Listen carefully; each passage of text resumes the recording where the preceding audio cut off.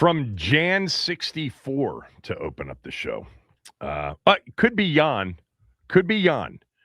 From Jan64 to open up the show. Kevin, I agree that someone like Tomlin would never take a job with a team that fired Dan Quinn a year after getting to the conference championship game. But answer this, my friend. Okay, champ.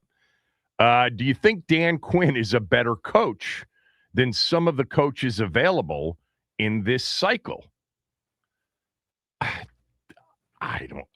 Would I rather have John Harbaugh than Dan Quinn or Mike Tomlin than Dan Quinn? Those are hypotheticals that, of course, we live in this world of sports talk radio. Sure, but it's not realistic. And my point yesterday was nobody like Mike Tomlin, after being in an organization where they refused to fire him year after year, because even when they came up short in the postseason, there's no way he would take a gig with a franchise and a new owner in this league who fired Dan Quinn a year after getting his team to the conference championship game, and then in year two was decimated by injuries and fell off. I mean, you're not going to make much of an impression on that particular profession by firing Dan Quinn after 2 years. It hasn't happened. It's not going to happen. Not that we don't live in the world of hypothetical. I get it. But I think the point here, which you said, Jan 64 to open up, that you agreed with, a Tomlin type not taking the gig. Sure, you would get people who have never been coaches before to be not only excited about being a head coach, but being excited about the opportunity here with Jaden Daniels, a young quarterback. The biggest question any coach has when he gets interviewed for the job, do you have the quarterback or not? That you have to ask yourself.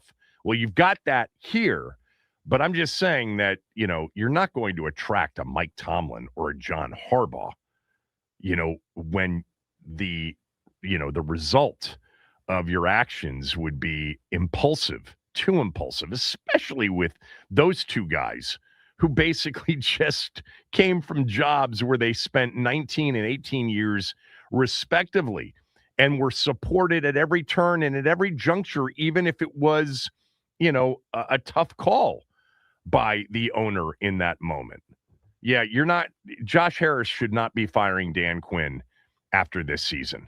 And he didn't. And I think that's 100% the right thing, regardless of how many talented coaches are available in this particular cycle. Remember this, you're competing with a lot of teams for the coaches that are available in this carousel. But yeah, it would be a bad, I think, statement to make that you couldn't give Quinn a third season after what he did in his first season. This season is easily write-offable for anybody in that business. I know there's some of you that want to be tough and say no excuses. Look at the 49ers. The 49ers are the exception to the rule. Typically, when you have what Washington had this year, like not just typically, but 9 times out of 10, you lose more games than you win.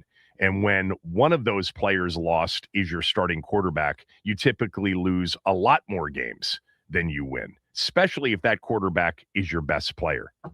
Good morning, everybody. Wanted to get that out of the way. I appreciate, though, Jan64, the idea. And yeah, to answer the question that you finally got to, I'm sure there are better coaches than Dan Quinn. I'm sure there were better coaches than Dan Quinn last year.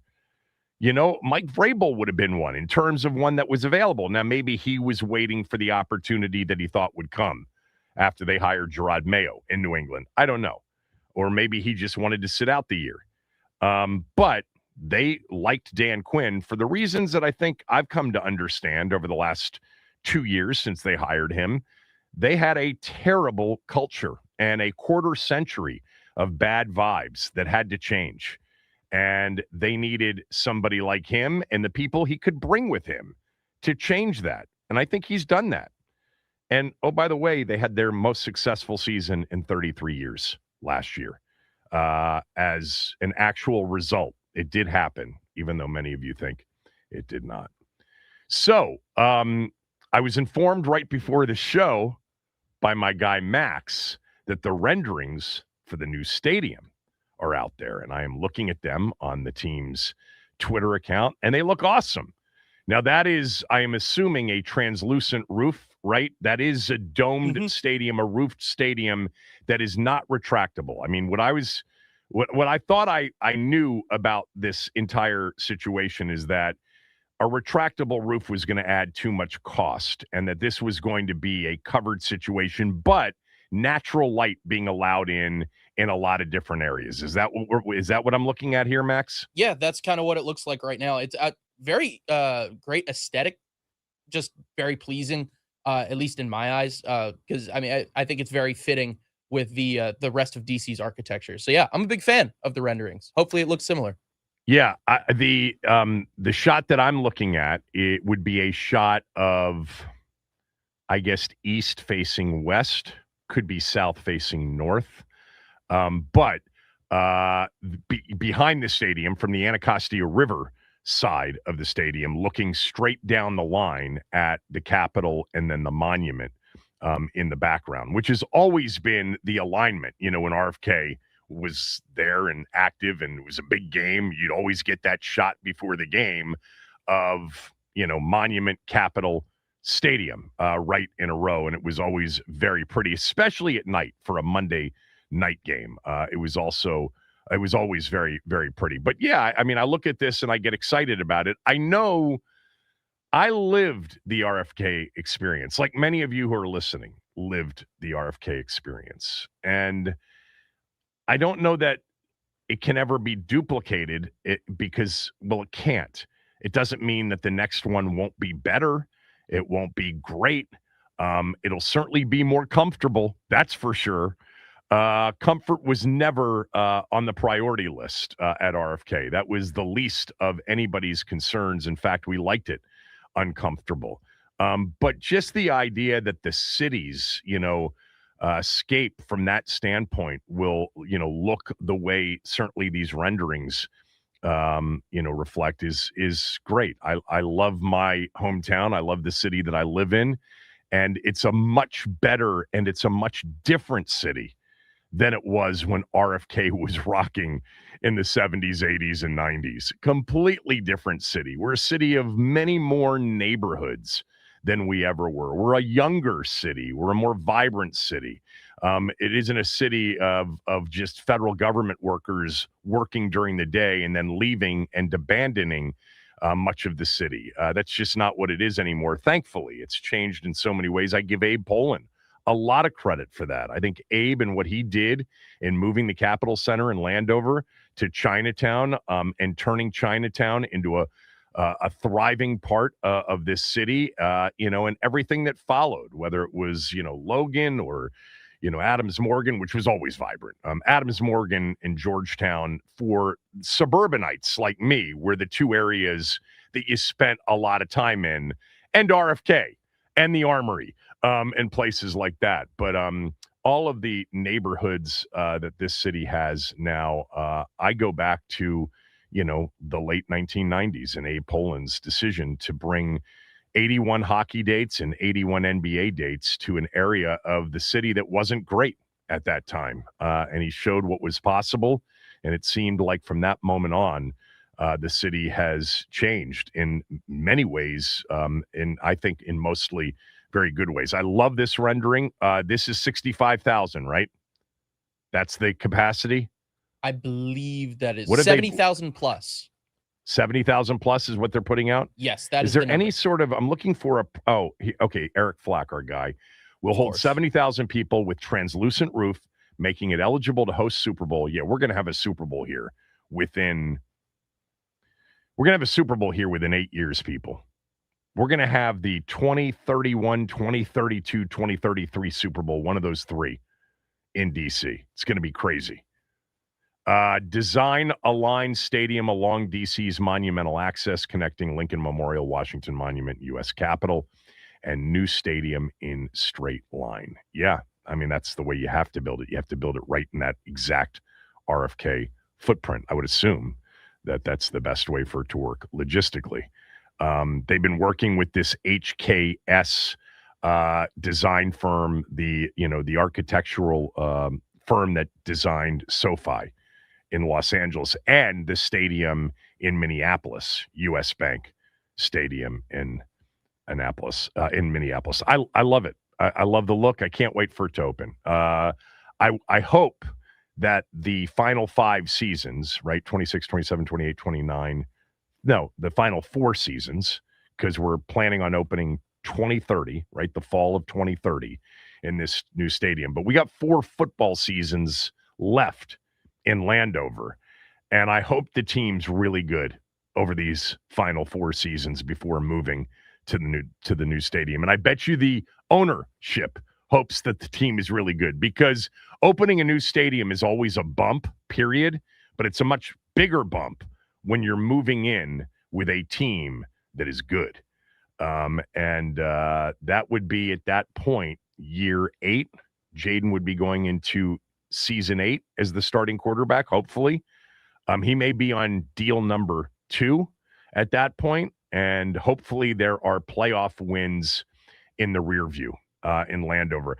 Last year at this time, or certainly in the off season, when a lot of the stadium talk was taking place, I thought that, after all of these years in Landover, an absolute, terrible stadium because of all of the reasons we've all lived, traffic, customer service, sight lines, amenities, everything, but really traffic.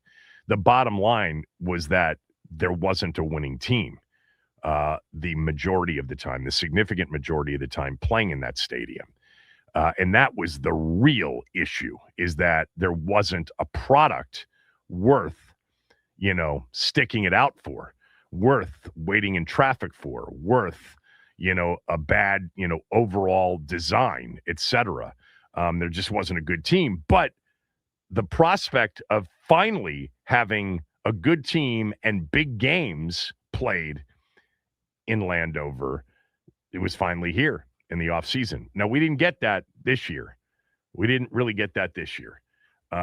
We didn't have a monster home game, and we didn't have a playoff game in Landover. And last year, all of the playoff games, obviously, were on the road. But in these final 4 seasons, over-under on playoff games played at Northwest Field, final 4 seasons. I'd put it at, I want to say something outrageous, like, 5.5. Ooh. But the over-under number is probably like 2.5 or 3.5. 2.5 is probably the number. 4 seasons, 2.5 would be the over-under number on playoff games in Landover. Would you go over or under, Max? So 2.5 was the line I was going to set.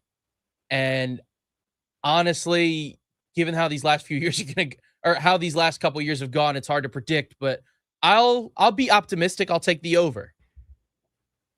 Yeah, I would. I think that's probably the right number based on the season we just saw. Yeah. And it's only 4 seasons. So to get 3 or more, you're going to have to win the division 3 times, basically. Essentially, you're saying, if you're going to have, you can play home games as a wild card team if there are upsets in that first round. But to play 3 or more, the easiest way for that to happen is you've got to win 3 division titles in 4 years. That's actually pretty difficult when you think about it. So maybe I would go under. I think they're going to have more than 2.5 playoff games over the next 4 years. But home playoff games in the final 4 years of the stadium, winning the division 3 times in 4 years doesn't seem likely. Doesn't seem likely. Not with Philly and the talent they still have. Not with John Harbaugh taking the Giants job. Although, let me just quickly weigh in on that. I'm not a Jackson Dart guy. I could be totally wrong. Of course, we're all wrong on all of these assessments, a year, 2, 3, with the quarterback, sometimes 7 years into their career. But I'm not a big fan. I don't think he looks like the answer at this point. I saw a lot of the jokes when Harbaugh was, finalizing his deal. People said Jackson Dart couldn't meet with Harbaugh because he was in the blue tent when Harbaugh was meeting with Oops. management. I mean, that's where the guy's been the entire season. He's been in the blue tent. I think it was 6 times, 6 visits to the blue tent for Jackson Dart in his rookie year. And what week did he even start playing? Week 6, week 7? Something like that. I don't know the exact date. It was the Yeah. Chargers game because that was the big win. It was the Chargers game. Yeah. Yeah. They won that game. That Did they they win did. that game or They did they win just that game. cover? No, they won that game. They won 21-18, September 28th. Yeah. Oh, so that was week 4. Yeah, week 4. Week 4. So he basically, he missed some games after that, though, because of injury. Because of blue tent, yes. I guess what I'm saying is Harbaugh is obviously, it's going to be a much different situation culturally, and they're looking for that. They're also looking for a great coach, and Harbaugh is a proven great coach. And they got talent. The Giants have talent. They've had talent. They just haven't had a quarterback. Ravens had a quarterback. See how that turned out.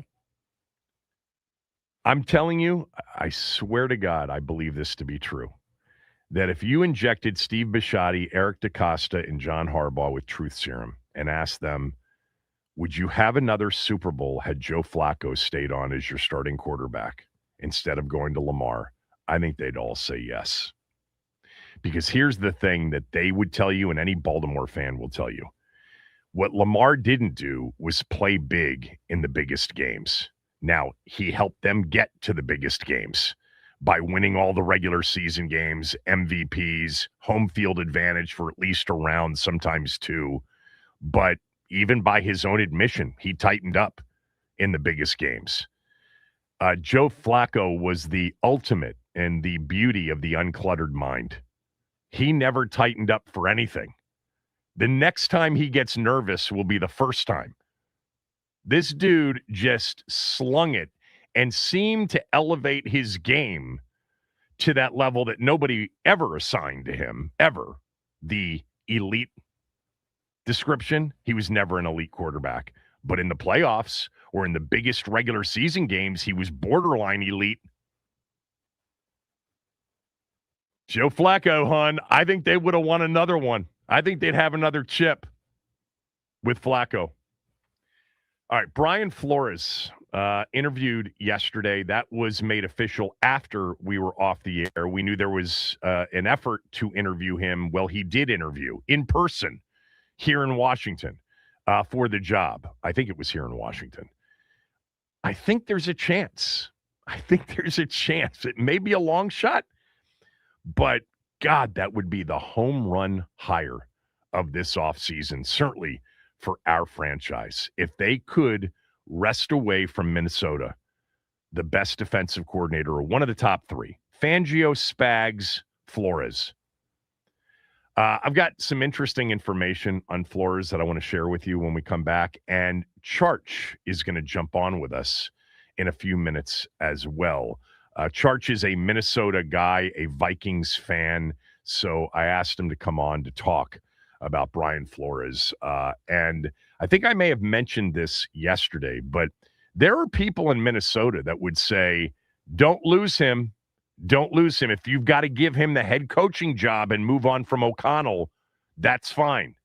I don't know if Charch believes that, but that would be a big loss. He has elevated that defense for the 3 years he's been there to a very high level. Charch will join us next to discuss Brian Flores. Kevin Sheehan Show, the Team 980 and the Team980.com.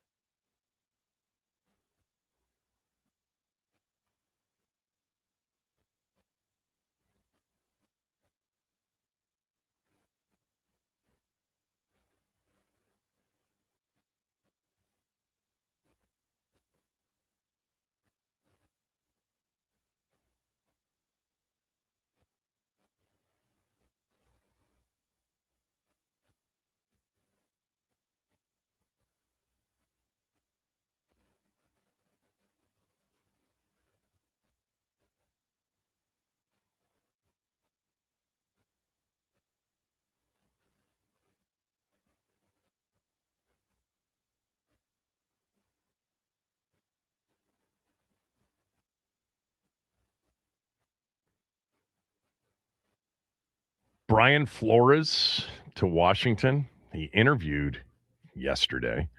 It'd be a home run hire. A bad defense that probably can't add 11 new starters in one offseason, even though they need at least 8. Can they add a 4 or 5 new starter group? He's done a good job elevating. That's what he's done throughout his career as a defensive-minded head coach in Miami and as a defensive coordinator in Minnesota. Charch is with us because Charch is a big Vikings guy, Minnesota guy, even though he doesn't live in Minnesota. You know, when I texted you early this morning, I realized after I pushed send, you're on Mountain Time now. You're not living Mountain Time. Right. I'm right about that. You're in Utah. Yeah, I'm in southern Utah. I'm near, not that far from Vegas, 2 hours from Vegas. Watched all the games there last week. We'll watch them this weekend in Vegas. It's a blast. You know, it's Vegas. But yeah, so I didn't see your text until 45 minutes ago, but I'm glad it all worked out. And I'm excited to talk to you again. And you should be excited about Brian Flores. But this is a thornier conversation than just let's get one of the best defensive coordinators in the NFL. Right. There's a lot of Stick me with the that. thorns. Let's hear what it is. Okay. So it works like this. I think the upside. Can we talk about the upside for a second? Please. You get the most aggressive defensive coordinator in football with the highest blitz rate, a proven track record of success. The Vikings this year, and I want you to really take this in, and especially what this means in today's day and age. The Vikings finished the season with allowing one passing touchdown in the final 8 games of the year. One passing touchdown in the final 8 games of the year. I mean, that's who threw the touchdown? Jared Goff. Okay. Jared Goff threw the one touchdown. They shut out Caleb Williams, Jordan Love, Sam Darnold, Jaden Daniels, and Marcus Mariota combo platter. Dak Prescott, Jackson Dart, and then Clayton Tune at the end was a layup. But still, in today's NFL, with all of the things that are done to make quarterbacks successful and ensure their success, Brian Flores and a Vikings team that had nothing to play for. They got eliminated at Thanksgiving, mathematically eliminated. They won the final 5 games of the year on the back of their defense. And again, 1 touchdown pass allowed in 8 games is insane. When we talked before they played Washington, they had just played Seattle. And Max Brosmer was the starting quarterback, and he threw 4 interceptions. But I remember you and I talking about how great defensively Minnesota was in that game. They held Sam Darnold. You'll give me the actual number, but I think it was like 128 yards passing. You know, that's the number that sticks in my mind. And it was like Seattle couldn't do anything against that defense. But Brosmer kept giving them the ball, and they lost because they didn't score. But that the defense was great, that the defense had played actually pretty well all year. By the way, in those final games, Minnesota won their final 5 games. They ended up finishing the season they finished the season 9-8. They had a winning record this year. They had a winning record with a massive quarterback issue.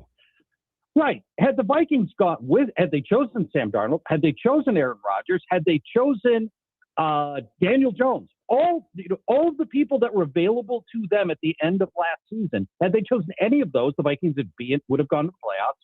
This defense may very well have won a playoff game, and we've talked about the Vikings being alive right now. But they decided to roll the dice on J.J. McCarthy, and nobody knows how that's going to work out.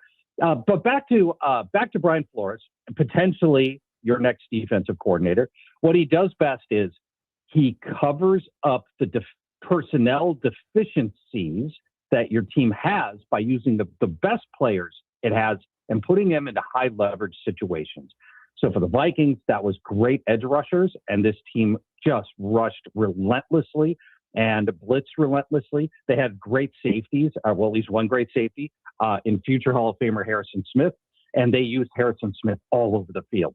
You never knew pre-snap. The pre-snap chaos that Brian Flores creates, absolutely puts inexperienced players in a blender, and it is so hard to know what's coming pre-snap with Brian Flores in that defense. It is a massive advantage.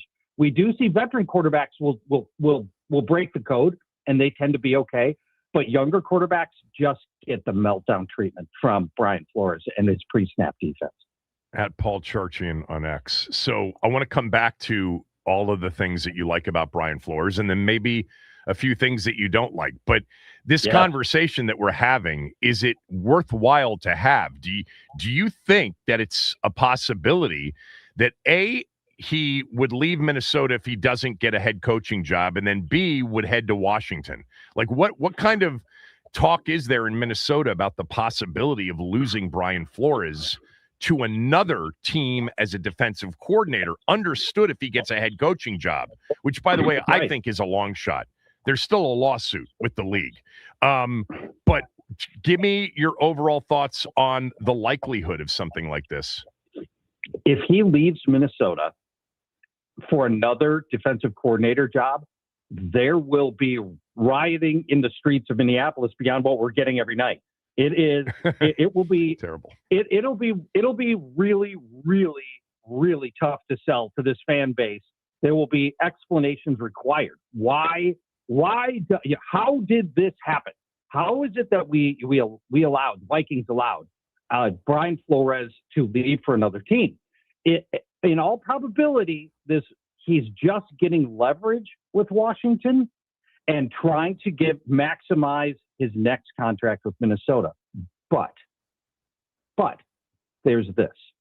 And now I want to be really careful on how we frame this up. A lot of rumors surrounding Brian Flores that are not flattering. A lot in Minnesota. Okay, so the Ryan Fitzpatrick stuff everybody knows about.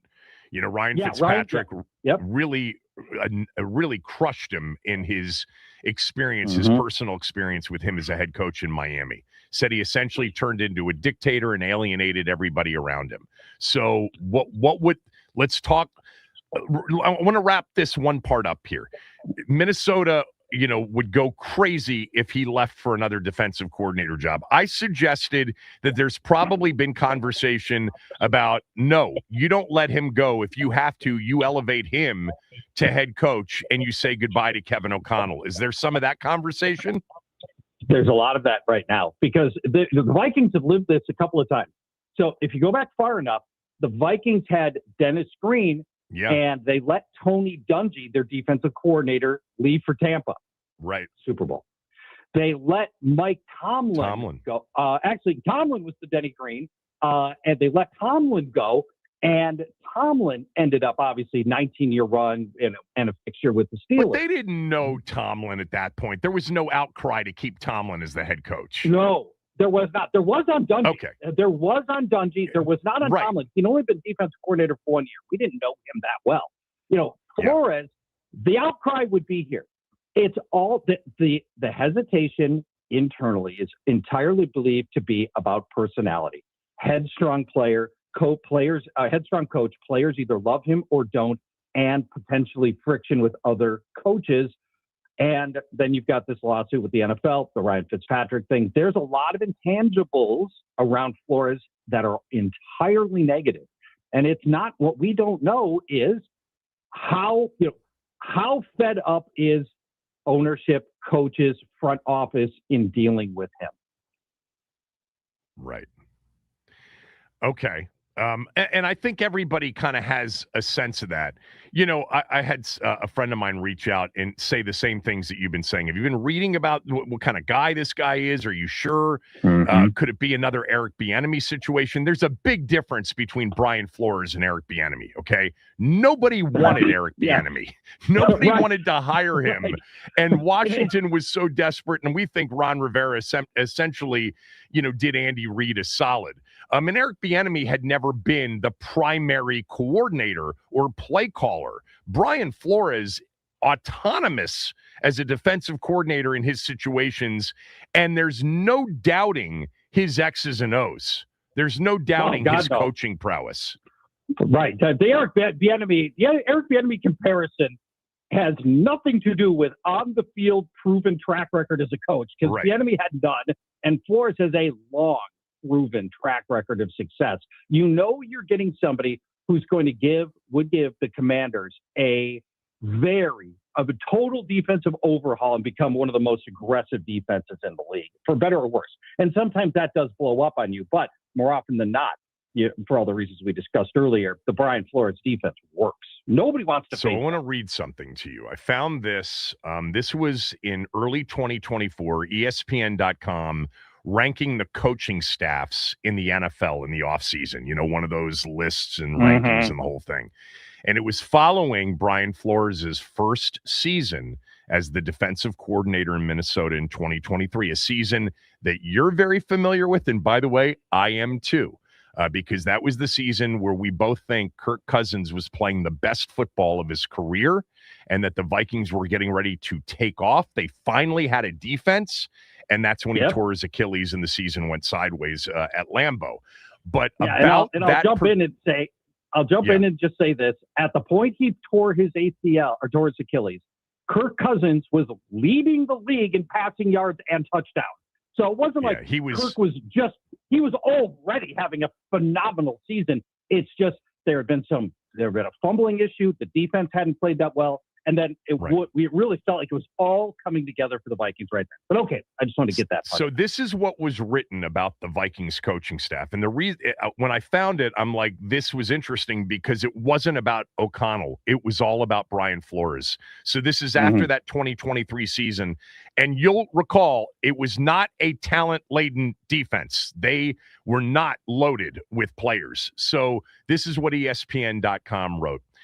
The Vikings would have leapt up the board in our rankings on the back of Brian Flores, one of the league's best defensive coaches.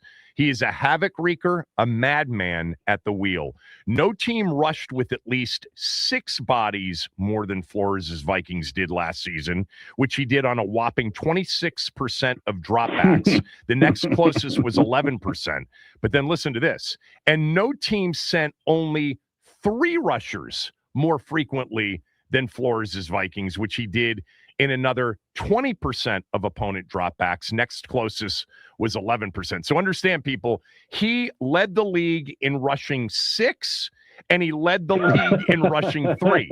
So then they get to this. Pass rush from anywhere, aggressive press man coverage that suddenly becomes a blanketing 8-man zone on the next play. Flores takes the fight to opposing coaches, forcing them to respond to his defensive system instead of the other way around. And offensive coordinators are unaccustomed to being on their back foot. That's how a team without great defensive personnel, like the 2023 Vikings, steals a win against the 49ers or powers a team to a 3-0 victory over the Raiders. Who was the quarterback for that game?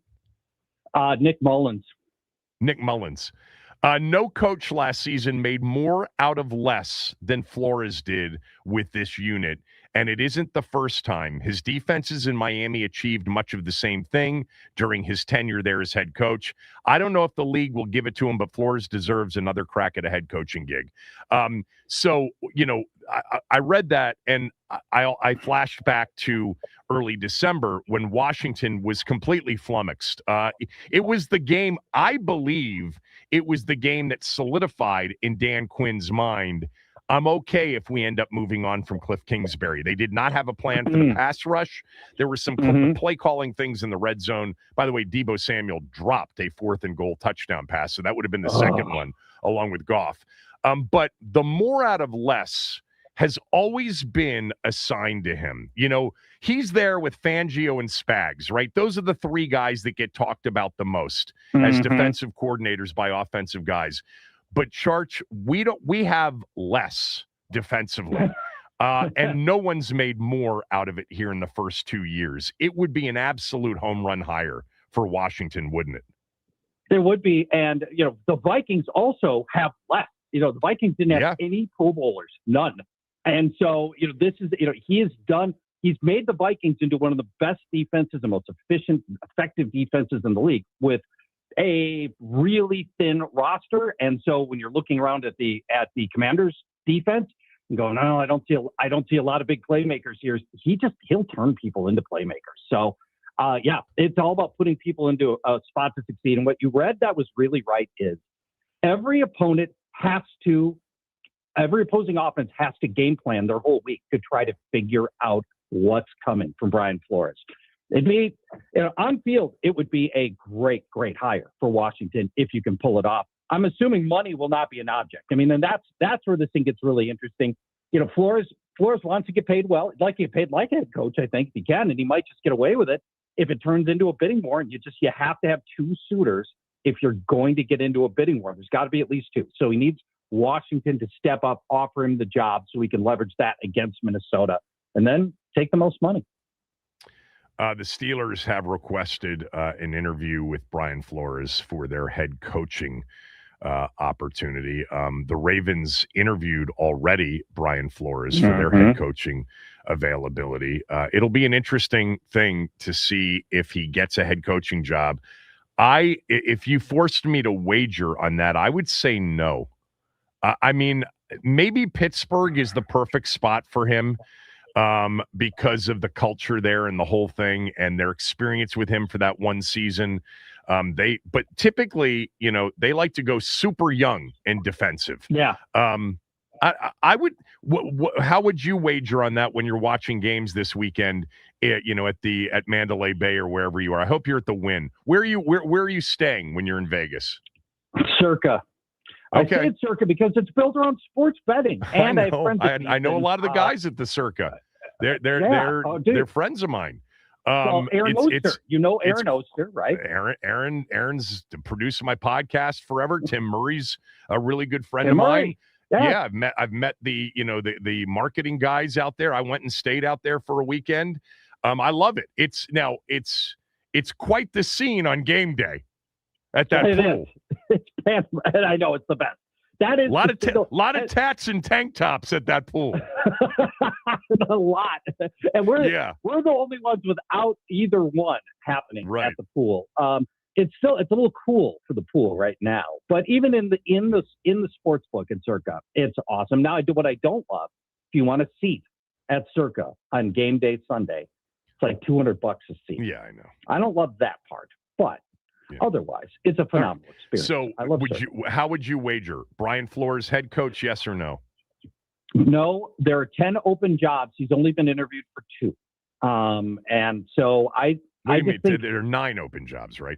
Excuse me. Thank you. 9 open jobs. Okay. Interviewed only. I didn't know selected if I missed something this morning. No, the Washington job is available. They have fired Dan Quinn. No, that's not going to happen.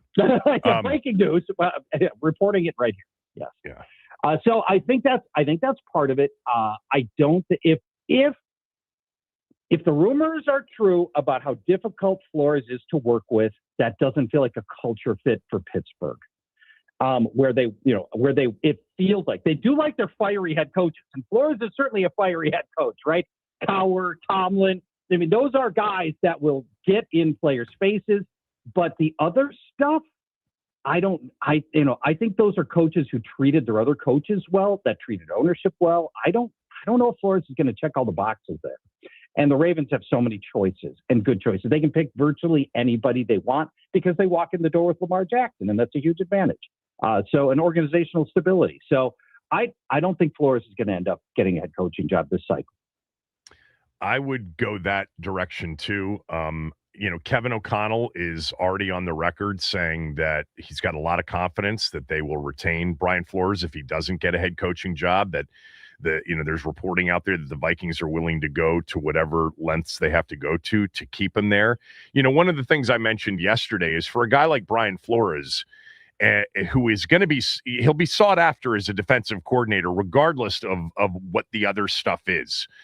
About him, especially in a place like Washington, where they were just dreadful on defense this year and last year too, when they went to the NFC Championship game. But a good defensive coordinator with options wants the right situation. But part of that, Charch, is the right situation on offense. You don't want to be a defensive coordinator in games where you're down, where your offense can't score. He'd much rather play call up 10 than down 10 because that's when he's at his best. And Jaden Daniels is a much more attractive quarterback option than I think at this point than J.J. McCarthy is. For sure. I think that's an understatement. And you can't even say, well, the injury distinction between the two, because McCarthy's had 4 different injuries already. So he's even more injury prone. But that's a great X factor I had not really thought about. You're absolutely right about that. Nobody loves trotting your defense out down by 17. And in theory, the Washington offense should be able to keep your team more close in more games. Can you improve your offensive line a little bit and get more weapons at the receiver position, please? The offensive line was pretty good this year, Charch. Tunsil played at an elite level. Cosme is a very good player. Connerly Jr. got better and better as the season went along. They've got Chris Paul was a revelation this year. Tyler Biotish can play. Their O-line actually is for all of us is bottom of the priority list. That's in good shape. Okay. Yeah, right, it's all about the defense and another playmaker or two. Yeah, and one of the playmakers also needs to be a receiver. Yeah, no doubt. All right. We can agree to that. You when I texted you this morning, Charch and I will text back every once in a while, and I'll just say I want you on the show to talk about, what did I say? One battle after another, Prince and something else. I forget. Whatever. I can't believe you haven't seen One Battle After Another yet. You love Paul Thomas Anderson. Season. I do. I've heard it's visually gorgeous, and nobody's complaining about that. I've heard the plot's a little thin. Don't do me a favor. Don't listen to any of that. You love ATA. Go see the movie. Go watch the movie. I waited too, and my son, who loves every single Paul Thomas Anderson movie, he's like, Dad, you're not going to like it. My other son said you're going to love it, and so I watched it over the holiday, and I really liked it. And I think it's one of those movies. I compare it to Once Upon a Time in Hollywood, not a Paul Thomas Anderson movie, obviously, in that the more you watch it, it just keeps getting better. But the final 30 minutes of Once Upon a Time in Hollywood with DiCaprio and Pitt is, I think, 30 of the best minutes of any movie I've seen in the last 20 years. And the last 30 to 45 minutes of this movie is spectacular. And DiCaprio is great. I'm not going to predict if you're going to like it or not, but don't let others' opinions, push you back from seeing it. You're a big Paul Thomas Anderson fan. You should see it. All right. And it's still in theaters, One Battle After Another? No, you can get it now. It's streaming now. Okay. It's streaming now. All right. Excellent. I appreciate the recommendation, because now life in the fantasy world, life's a lot simpler now than it was for 18 consecutive weeks of the NFL regular season and all the pandemonium in the fantasy world in the preseason. Yeah. I need to ask you about this. April 16th, one of my favorite bands is coming to Washington, and I have friends who love this band in Washington. So I'm considering traveling to Washington to see this band play at the Pearl Street Warehouse. Now, I've been to several smaller venues in Washington when I've traveled to see bands I love. Yeah. I've never heard of Pearl Street Warehouse. Can you tell me anything about it? Okay, so Pearl Street Warehouse, I've not been to, but I think... All right, so Union Stage is on the wharf. The Anthem's at the wharf. Pearl Street Warehouse. I've got to look that one up. My son, I've told you, my son and his girlfriend have, they have a band, and they play around town a lot. And so I've been to a lot of the venues. DC9. You and I have talked about DC9 as a venue. Great small venue. Yes. They played, they actually headlined at Union Stage at the wharf the night after Thanksgiving, which was a lot of fun. But I have not been to Pearl Street Warehouse. Let's see where it is. It is at the wharf. It is a Union I've not been there. Have you, venue. Max? Okay. I have not, but I like my buddy. He goes to shows all the time, so he's always down there at the wharf bouncing around. But I haven't been there myself. Yeah. I mean, I've been to Union Stage a ton. I've been to the Anthem. By the way, the Anthem is acoustically, Charch, one of the best smaller venues I've ever been to. It's phenomenal. Wow. Okay, so who's the band? You didn't tell me who the band is. I did not. It's a band name you have to work carefully around. And people immediately throw shade at this band for their name, but it's not what you think. The band is Holy F, fill in the blank. They are mad scientist rockers that use all kinds of past technology and current technology to make mostly instrumental, crazy, upbeat rock, electro rock, mad scientist rock. They will Is run it like Rammstein? Is it like a band like Rammstein? Not nearly as electronic as that is. It's Okay. much more analog and old school. Like they'll run film strip tape through an old film strip projector and use the audio track of the film strip back and forth, making music with that. Okay. Oh, it's great. This is a band I've traveled to see many times, and Holy F is fantastic. April 16th, I may be putting twisting your arm to attend that concert with me. April 16th. No, I mean you and I have, I think, similar tastes. So first of all, you're going to be in town, so we're going to get together for starters. But I actually am interested now in the venue because I haven't been there. DC is not, I've told you this before. Philly, in terms of the East Coast, obviously New York, Philly's a much better music scene. DC's growing though, and it's getting better. And they redid the 930 Club, and it's a phenomenal venue, historic venue, over a long period of time. But the venues at the Wharf, I was not familiar with Pearl Street Warehouse. Been to Union Stage a bunch, been to Anthem a bunch. So that's interesting. I'm looking at all of their shows right now. A lot of alternative stuff, and a lot of different stuff there. All right. Yeah, and it's smaller bands. They usually 500 to 700 people in attendance. It'll be cozy, which is fine by me too. Yeah. What else you got for me? You had asked about Prince. I'm not sure where you were going to go with that necessarily. I don't. Yeah. Well, I will say this. I read something like 2 weeks ago. I guess it's the 40-year anniversary of Purple Rain becoming the all-time rock movie. It came out obviously in 85, but I guess in 86 at one point. It was a tweet that showed up in my timeline that it was like the anniversary of the date that Purple Rain became the all-time, in that moment, the all-time rock film ever. Yes. And, I just ended up deep diving on that movie, which I saw, I've seen 100 times. And I saw him on the Purple Rain tour in 85, nice. 3 times. Wow. 3 times. All right. Wow. He came to the Capitol Center for 8 dates, Church. All of them sold out. In November of 85, and then he came back a few months later. So it wasn't 8 straight, if my memory serves me correctly, but I went to 3 of them, and, memorable all time. I mean, he's at the top of my list. It was, you can only imagine for a smaller Midwest town like the Twin Cities, what Purple Rain did for us in the community. It was just like nothing that had ever happened in Minnesota music history. And to have Minnesota be just the central hub of music for about a year after that, with Prince and The Time. And a number of other Terry local Lewis, bands. all their production. Yes.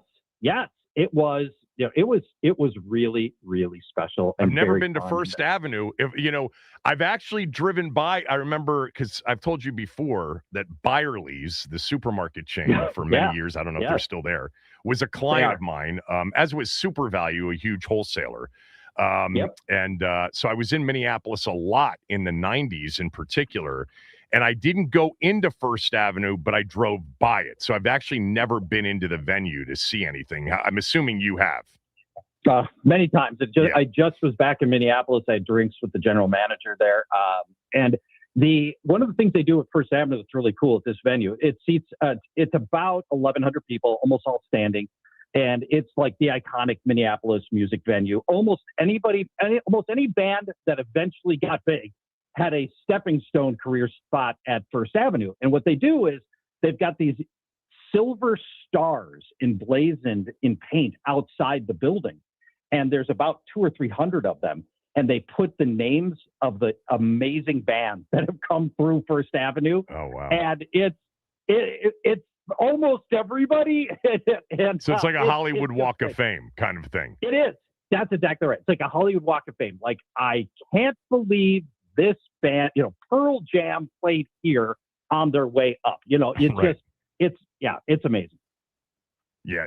Sometimes when you see like a ticket from some small venue in your town, like Nirvana played at Ritchie Coliseum on the campus of University of Maryland, like in it was like 89 or 90 or 90, somewhere around there, and it's like that's crazy to think about that.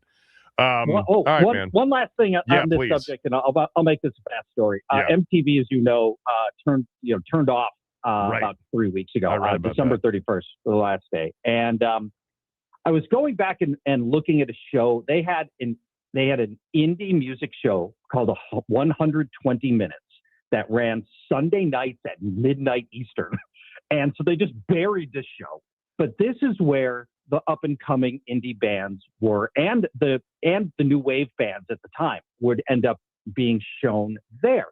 And for me, it was appointment viewing. I would set the VCR tape, and I would tape the show. Right. Those episodes are available on YouTube. And what a blast this is! It's like, speaking of Nirvana, I'm watching one of the 120 minutes, and I'm just kind of scrolling from video to video to see if there's something I want to hit. And they're introducing the MTV premiere of Nirvana on 120 Minutes as a tiny grunge band in Seattle. I don't remember this. Yeah. And they're like, making their MTV debut, Nirvana, and they're making waves in Seattle. We think there could be good things coming. And it's so fun. Radiohead making their MTV debut on 120 Minutes. If you're going to go back and watch any old I'm MTV, absolutely 120 do minutes. it. 120 It's minutes. I mean, you mentioned that a new band out of Seattle, Nirvana. I think that the number one MTV Unplugged performance was Nirvana's by far. Absolutely. Although Alice in Chains, if you recall, their Unplugged was phenomenal as well. But Nirvana and Kirk that night, it was so special. It was fire. Yeah, they captured. There's something in the air, and there's just sometimes it happens. You get a live performance that is just somehow special, and you can't always quantify that. Somebody brought this idea up, and I think it's brilliant. So MTV was on the air for 40 years. They should start like a channel on Pluto or Tubi or something, where they just start running the MTVs from day one. Definitely. And run them for the next 40 years. And it would start MTV. with Billie Jean, Michael Jackson. I'm pretty sure, because I was in college. All right, I got to go. Yeah, thanks for a great conversation. Thanks, as always. Let's try to do it one more time. Charge, everybody. Joe House is going to join us next. We'll get his thoughts on the games this weekend, the Trae Young trade, golf gets underway. Lots to talk to with Joe next.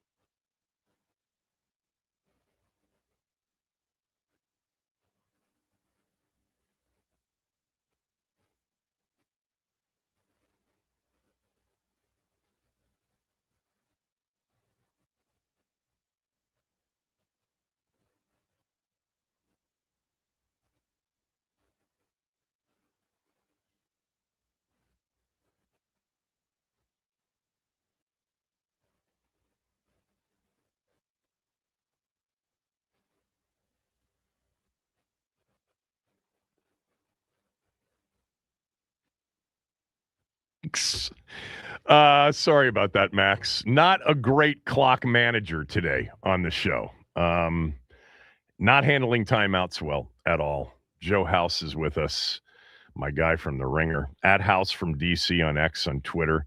Fairway Rolling, or Rollin' is the golf podcast. East Coast Bias, The Ringer Gambling Show is the other one. Joe is a huge fan of all of our teams. I just asked Max to ask you if you've read this story because I just read it during the break. 20 charged in a point shaving scheme involving more than 39 college basketball players on 17 NCAA Division I teams. It doesn't look like there are any major names or even major schools involved. I mean, it's like Abilene Christian in Buffalo and Coppin State. That's local, sort of, Baltimore, involved. But, without getting into the details of this, because I haven't, but I am curious as to what your position is on prop bets as it relates to how easy it is, because that's the area in which you can really fix pretty easily if you're a player. What's your view on perhaps, not allowing any of these college players to bet on it and maybe even the elimination of prop bets? Yeah, I think that is some low-hanging fruit in terms of, addressing some of the gambling issues that are, coming to the light. The interesting thing when you open the story and take a look, it's based on these two central figures that were part of the FBI indictment at the end of the year that involved the NBA players. This guy Marvis Fairley and this guy Sheehan. And I think these are all the sort of knock-on cases coming from how the FBI was monitoring those central figures. But on the question of if you eliminated prop betting as it related to all college sports, I think that's fine. I think it makes a lot of sense. I mean, part of the way that the sports books were thinking about addressing the prop betting issues at the NBA level was to just make props available for a handful of your more talented players. You don't have to offer prop bets for the ninth guy on the bench or the 10th guy on the bench. So if you want to eliminate prop betting altogether for college kids, fine by me. Where do you come in on, players being able to bet, even if it's on other sports? Obviously, it can't be their own sport, but on other sports. See, I don't mind that. And I don't think that we need, sort of government regulation. If individual teams want to make it a team policy, if individual, sports like at the college level, they want to tell their kids, this is just the policy and you have to agree to the policy, that's fine. But I don't think we need state or federal legislation to that effect. Yeah, I think that the one thing that people that don't have any exposure to this don't know is that if you get into it with your guy or, even legally, that's where you're vulnerable. It doesn't matter if you're into your book for baseball betting and you're a basketball player or football betting and you're a baseball player. The fact that you play a sport where you could potentially influence the outcome gives you an out opportunity. That's always been the case, which is why I think it's really it's a difficult thing to just leave it open-ended where players can bet. I think right before the NBA news came out, didn't the NCAA at that point sort of approve and then they backtracked on letting college players bet on other sports? Yeah, I think that's right, but I haven't been monitoring how that stuff has been going. All right, let's get less serious about it. Do you have ever since the last 6-7 years, legalization of sports, and now everybody's doing it? I've lost my. It's not that I stopped wagering on sports, but you and I have been doing it for a long time, long before it became legal and accessible to everybody. For me, it's become less exciting in recent years. What does it become for you? I know you do a lot of content, and I do too, on this. But for me, actually wagering, less juice, less rush than I used to have. That's interesting. It hasn't really changed for me. I will say that I have mainly stuck with my traditional approach to gambling as opposed to, widespread gambling by way of the sports books. I think you understand what I'm saying. Yeah, of course. But, me too, because it's more cost effective to do it that way, yes, and we get to do it on credit. There we go. Yes, indeed. That's right. But I will say I like how the growth in opportunity has opened up some new markets. You can bet on golf in so many unique ways now that I find interesting. Like I think it's interesting from I don't mean to nerd out, but like kind of an intellectual pursuit, right? Like the head-to-heads, the pervasive opportunity to bet on golf head-to-heads on a weekly basis. That I think. But we've had that for a while. Yeah, but it's you can like bet the entire card in ways that you couldn't before. Right. At least with my books, you couldn't bet every single guy on the card, and there are some advantages to be gained because the markets are not as well developed, so you can find some edges in there, and that's the part of it that motivates me, trying to find edges still, even with the growth of the betting. I mean, I will say for NBA, with the rise of guys sitting out, that I don't bet sides or totals in the NBA anymore, not until the playoffs, because in the regular season you just get killed if a guy decides that after his afternoon nap that his knee doesn't feel good. Yeah. I don't know.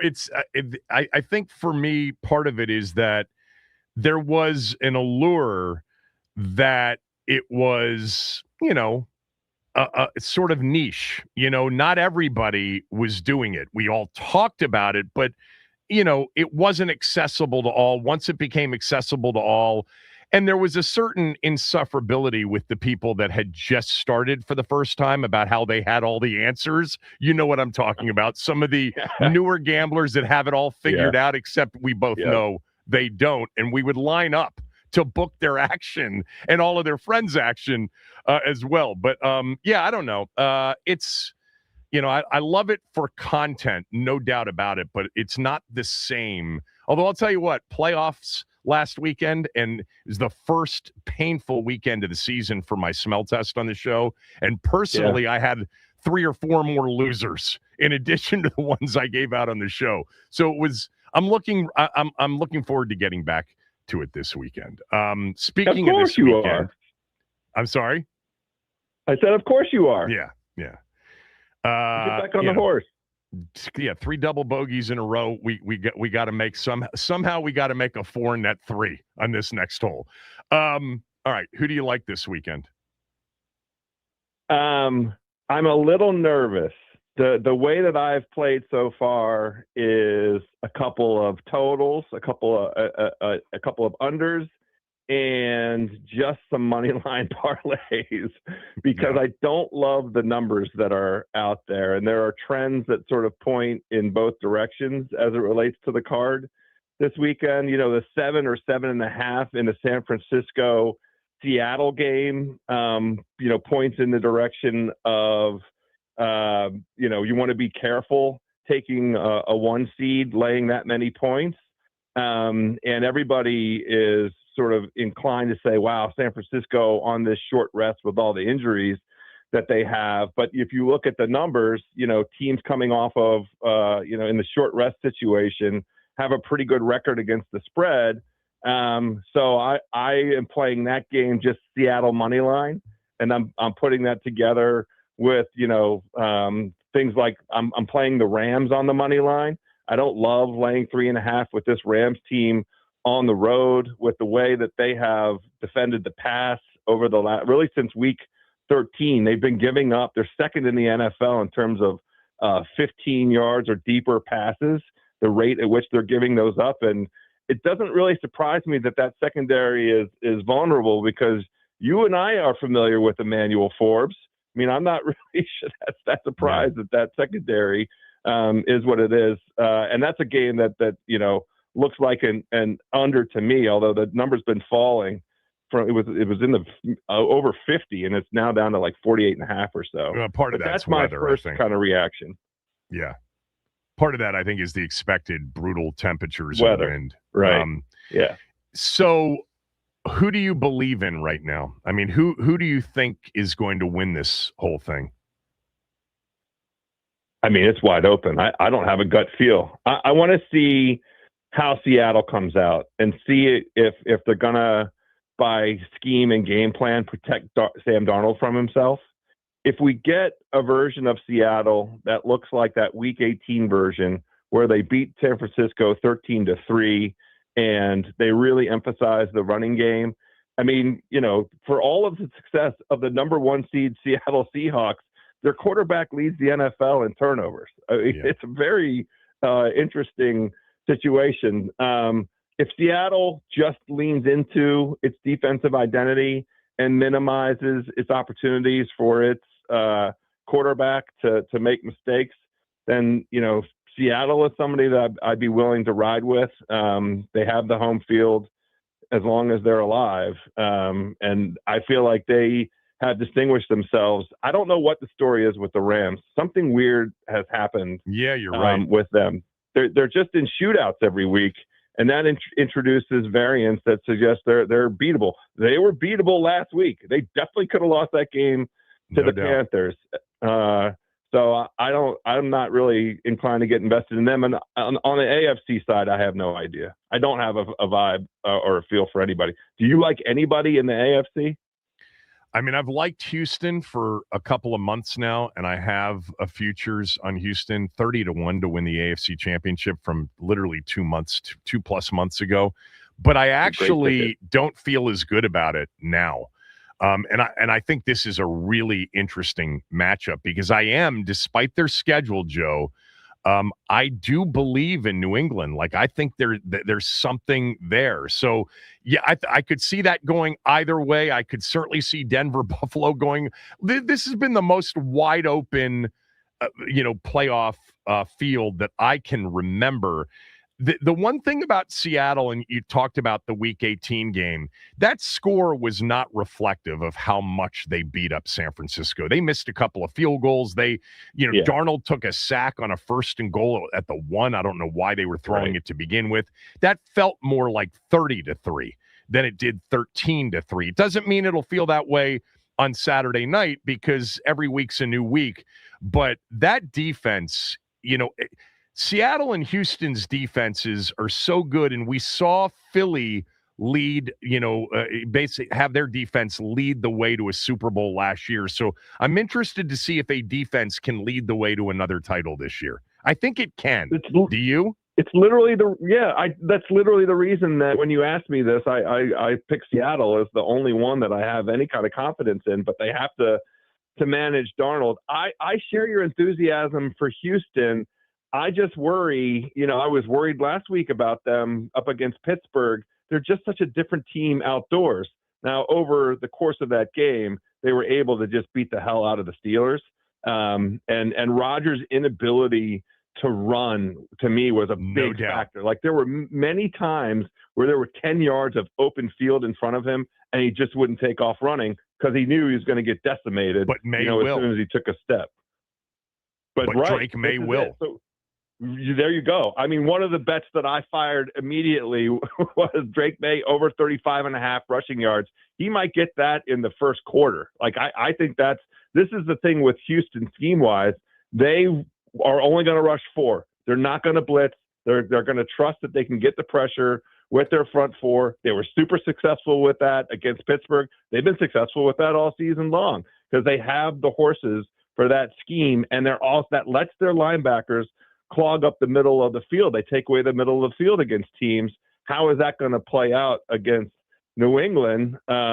It's really the big variance comes from Drake May's legs, I think. Yeah, I think that's a really interesting thing that you just mentioned because Houston is not hard to figure out. They just have the talent. I mean, I think right now it'd be hard to find in recent memory a better pair of edge rushers than Anderson Jr. and Daniil Hunter. And then you've got an incredible secondary when it's healthy, and linebacking core and interior. They're just dominant talent-wise. But Josh McDaniel can scheme it up with the best of them. And to your point, Drake May actually is mobile. You're right about Aaron Rodgers the other night. There were opportunities for him to run and create off-schedule plays that he just can't do anymore. Now, I think he threw the ball exceptionally well this year, and DK Metcalf dropped a big ball in the first half. It wouldn't have made a difference, I don't think, but they probably go up by 2 scores if he catches it early. But yeah, and the thing about Houston, I don't know how you feel. I like CJ Stroud. I think he makes a lot of good plays. I think he's talented, but he put the ball on the ground 5 times Monday night and lost 2 of them. That's crazy. Yeah, I mean, again, and the splits for him indoors versus outdoors. Now, it is the case that, we use those splits in trying to assess how Houston overall was going to perform. He didn't do anything to shed his reputation as underperforming outdoors. And if Nico Collins can't go, and it seems quite likely, I mean, I haven't seen any news or updates today, but concussion, we're in less than a week, guys don't come back from that. If he's out, then Godspeed to this Houston offense. Didn't he play pretty well, though, outdoors in that game at Arrowhead last year in the postseason? Both of the games, didn't they play at Arrowhead late in the year last year and then again in the postseason? And Houston had a chance to win both of those games. They did. Yeah. You're right. I'm just saying the splits over the course of his career are dramatic. Yeah. I'm rooting for Josh Allen, but it seems like there's too much Buffalo love right now for me, and you know how I think, contrarian wise. I do. The crazy thing is, I'm interested on this because it looks like we have warring factions amongst sharp bettors because the line keeps jumping. We do. And I'm interested. Where do you think the convictions coming from? Is it? Are you seeing? Go ahead. A lot of the pundits for sure. And I think sometimes that's a dead giveaway on just overall public feel too. I mean, the worst people to listen to when it comes to gambling are the people, who played the game, coached the game, and are pontificating about the game on TV, unless you want go against information a lot of the time. But you're right. I think the sharp action is split on this one, which will probably keep me off of it. But it feels like Buffalo's a public team right now, and they're, certainly a pundit team right now, and that people don't think Bo Nix can get it done. I think that's part of it too. Undoubtedly. And at what point do all of the injuries for Buffalo catch up to them? It's funny, the split right now that I'm seeing, 57% of the money is on Denver, 56% of the percentage of bets on Buffalo. So there you go. Yeah, I've got the ticket information in front of me, and it's like 60-40 Buffalo to Denver. All right. What did you think of the Trae Young trade? I had to think about it a couple of different ways. At first blush, as the news was kind of emerging that this was a possibility, I was not feeling great about it, but over the course of time and kind of understanding and being a bit more generous with the direction that the franchise is headed, I think I understand the motivations, and I've come around to thinking, you know what, it's a pretty good deal. Okay, so what do you understand the motivations to be? That he's going to be a cornerstone of when they begin to ascend, or that he's going to be a chip for something else? Who knows the answer to that? That one to me is 50-50. The most important thing for this season is to make sure that you have one of the 4 worst records in the NBA. I see what you're saying. Yes, and Trae Young, and CJ McCollum was threatening that. Yeah, he was. They were 7-5 in December, 7-4 in December. Right. And I went to the last win that they had against the Magic, and Keyshawn George didn't even play. CJ McCollum was running that offense. The offense was very interesting. Now, they still are a work in progress very much, this young Wizards team. on defense, but yeah, they were starting to make too much sense. So I understand the motivation for maybe stepping down on the accelerator a bit more. But right, so Washington has to end up with one of the 4 worst records to ensure that they keep their first round pick in this loaded 2026 draft. I mean, this 2026 draft coming up, there have been 3 big names, but then you also have Caleb Wilson from North Carolina, and then all of a sudden, out of nowhere, and this is the great thing about college basketball, that kid from Stanford last night was awesome. Unbelievable game against Carolina, right? Yes. And he's like by the rankings and stuff, a 5th ranked point guard, and not really projected in the first round, but like this is why you want to see the bright lights as February into March kind of arrive, because that and then you start seeing some kids. But this deep draft and this Washington team ensuring that they have a top 8 pick in that draft. And then Trae Young can play next year when the team is not incented to do anything but try and win basketball games. And I don't think they're going to win very many next year, but let's see. Trae Young will be incented, because I think he's going to get an extension this summer, incented to try and kind of rehabilitate his reputation a little bit, because, the rumors that were coming out of Atlanta was he wasn't getting along with his teammates. Now, you don't know if that's a style of play thing, or if there was anything personal. I don't have to, know the answer to that. But we know that Atlanta wasn't playing well with him when he was, back in the mix with them this season. And he has, over the previous couple of years, and this is part of why I wasn't thrilled with it at the outset, he's ball dominant, and he's a high usage guy, and he takes a lot of shots, and his 3-point shooting wasn't very good. Now, he did lead the league in assists. And if you look back at, how he's been with big guys, his lob game with Clint Capella and with John Collins, those guys, the pick and roll with those guys. By the way, Collins is playing well. He didn't play last night against the Wizards, but I like him. But continue, because this is the part where I'm like, and I've said this before, James Harden and Trae Young over the last, 6-7 years for me have been the least joyful players to watch. I just hate that level of ball dominance, 4 players standing around watching, defense standing around watching. And I don't think that you win a championship that way. I mean, Luka was close, but you don't win that way. You can win series. I don't think you can win the whole thing. What do you think? Totally agree. And funny that you mentioned Luka. You just beat me to it. I mean, this Lakers team is going nowhere. I mean, respectfully, right? I think that they're not going to trade LeBron before the trade deadline, and they don't have the horses. Maybe they'll trade Austin Reeves, but the market out there right now, in terms of who they might acquire, there isn't just a great bit of talent. I'm not trying to get too derailed with the Lakers, because I don't really care about them, but he is the most, in terms of your ball dominant, ball centric kind of offense. That's your poster child. But you and I share the same kind of appetite for that style of play, and I think that Trae Young, in view of the way that the league is going, understands, has the opportunity, has smart people around him.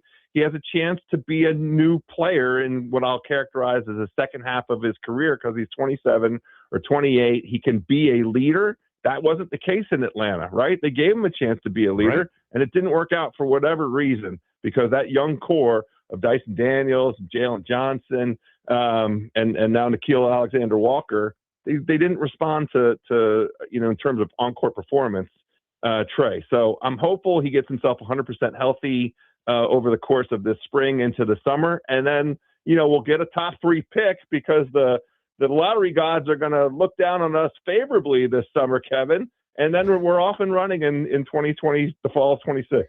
Well, I think, the idea that you can justifiably sit Trae Young, and you couldn't necessarily do it with CJ McCollum. And I've explained to everybody out there listening, but if you haven't heard it, if Washington finishes outside the top 8 after the draft lottery, they lose their first round pick. And as Joe said, this is a draft where you do not want to lose a high first round pick. And you mentioned the top 3, Peterson, DeBonsa, and Cam Boozer. If they had number 1 overall, and the lottery gods, finally shined at a nice bright light for the first time since John Wall, in 15 years ago, who would be the pick? So I might be an outlier here. I really am in love with Cam Boozer. Ooh. You just can't teach that toughness, and I can't think of anybody in recent memory on this Washington team associated with the Washington basketball team. Maybe Caron Butler was a little bit of a killer. Yeah. Yeah, like the last tough guy. I understand talent-wise. Talent-wise to me, it's the Banza, Peterson, Boozer. But I think that Boozer, he's a winner, and the force of will that he asserted in the early part of the season, he's a winner and a little bit of a leader. And we have again a wonderful 6 to 8 weeks in front of us of college basketball. We're going to let these guys reveal themselves to us, and so I reserve the right to change my mind here. But just from what I've seen out of Boozer, the first part of this college basketball season, it validates who he was coming into college basketball. It validates to me his readiness to step on an NBA floor. He can step on an NBA floor right now, as far as I'm concerned. And his inside-outside game and his toughness, and you just never see him take a shot and lose the ball. And that's just invaluable. So I get that I'm a little bit of an outlier with this one. No, I think you are, but I think you're right in your order in terms of pure ability and talent. I mean, DeBonsa is unbelievable at BYU. I'll just tell you real quickly, I think that if this guy slips like borderline out of the lottery, like I felt about Derek Queen, and I think the styles are similar, but I think Koa Pete's going to make every player he plays with better. And I would be shocked if by the time we get to June, he's not in the top 6 or 7. But we'll see. I did want to mention real quickly, I think one of my favorite players just in sports to watch, and it's a head scratcher for some people that know me, but I've just always loved Kawhi Leonard. Everything about his style, and I think the injuries have been real. I understand the load management, all that stuff. He's the poster boy for all of that. But he is on a heater right now that I think is starting to remind people that at 34 years old, if he had stayed healthy his entire career, he'd be a top 10 player of all time. Am I right or wrong? He's a one of one, and the numbers that he would have accumulated over his career if he had stayed healthy, like the way you would see his career resume filled out if he was playing even 70 games a season over the last 6 seasons, it would be amazing because of how he would fill up the defensive side of things. Exactly. Like you just can't measure what he does in terms of interrupting offenses and all of the advanced numbers that are finally sort of arriving that reflect the importance of defense. He would be at the very tippy top. So that's the thing that distinguishes him to me and would put him in that class. It's funny you mentioned them because I gave out the Clippers yesterday as one of my favorite bets on the Ringer Gambling Show. -12.5. They covered it against Washington. It was close. Yeah. It was close. I thought I saw the number. I thought it came down to like 11.5. It might have. Yeah. Earlier in the day, it was 12.5 because it seemed like Kawhi was going to play. So I said, well, we got to get on this one. Well, the game got tight. I watched the game last night. The game got super tight, as you know, and then he went on an absolute fourth quarter tear, which he's been doing now for about a month. They're as hot as anybody in the league right now. Well, go ahead. Go ahead. There's odds out for them to make the playoffs, which means make the top 8, not just make the play-in. Yeah. And the implied probability is now up all the way up to 45%. Wow. Which means they're going to have. They're like jump 7 over. games out of that, aren't they? Yes. They're going to have to jump over Phoenix for sure to get there, and then you have to maybe pick one other team for them to crack that. But what you're really gambling on is Kawhi being healthy for the next 60 days. 100%. Yeah, I mean, they beat Detroit twice in like 2 weeks with him, absolutely going off. I had so many other things to get to, including Koepka, but I got to roll. I appreciate you doing this. Love having you on. Love the conversation. Joe House, everybody. We'll talk soon. Play some golf. Thanks, Kevin. Can't wait. Appreciate you, buddy. Joe House, everybody from the Ringer. Up next, Denton will jump on. We're off on Monday for MLK Day, and that's the night of the national championship game. We'll talk to Denton about the two semifinal games and preview the national championship game next.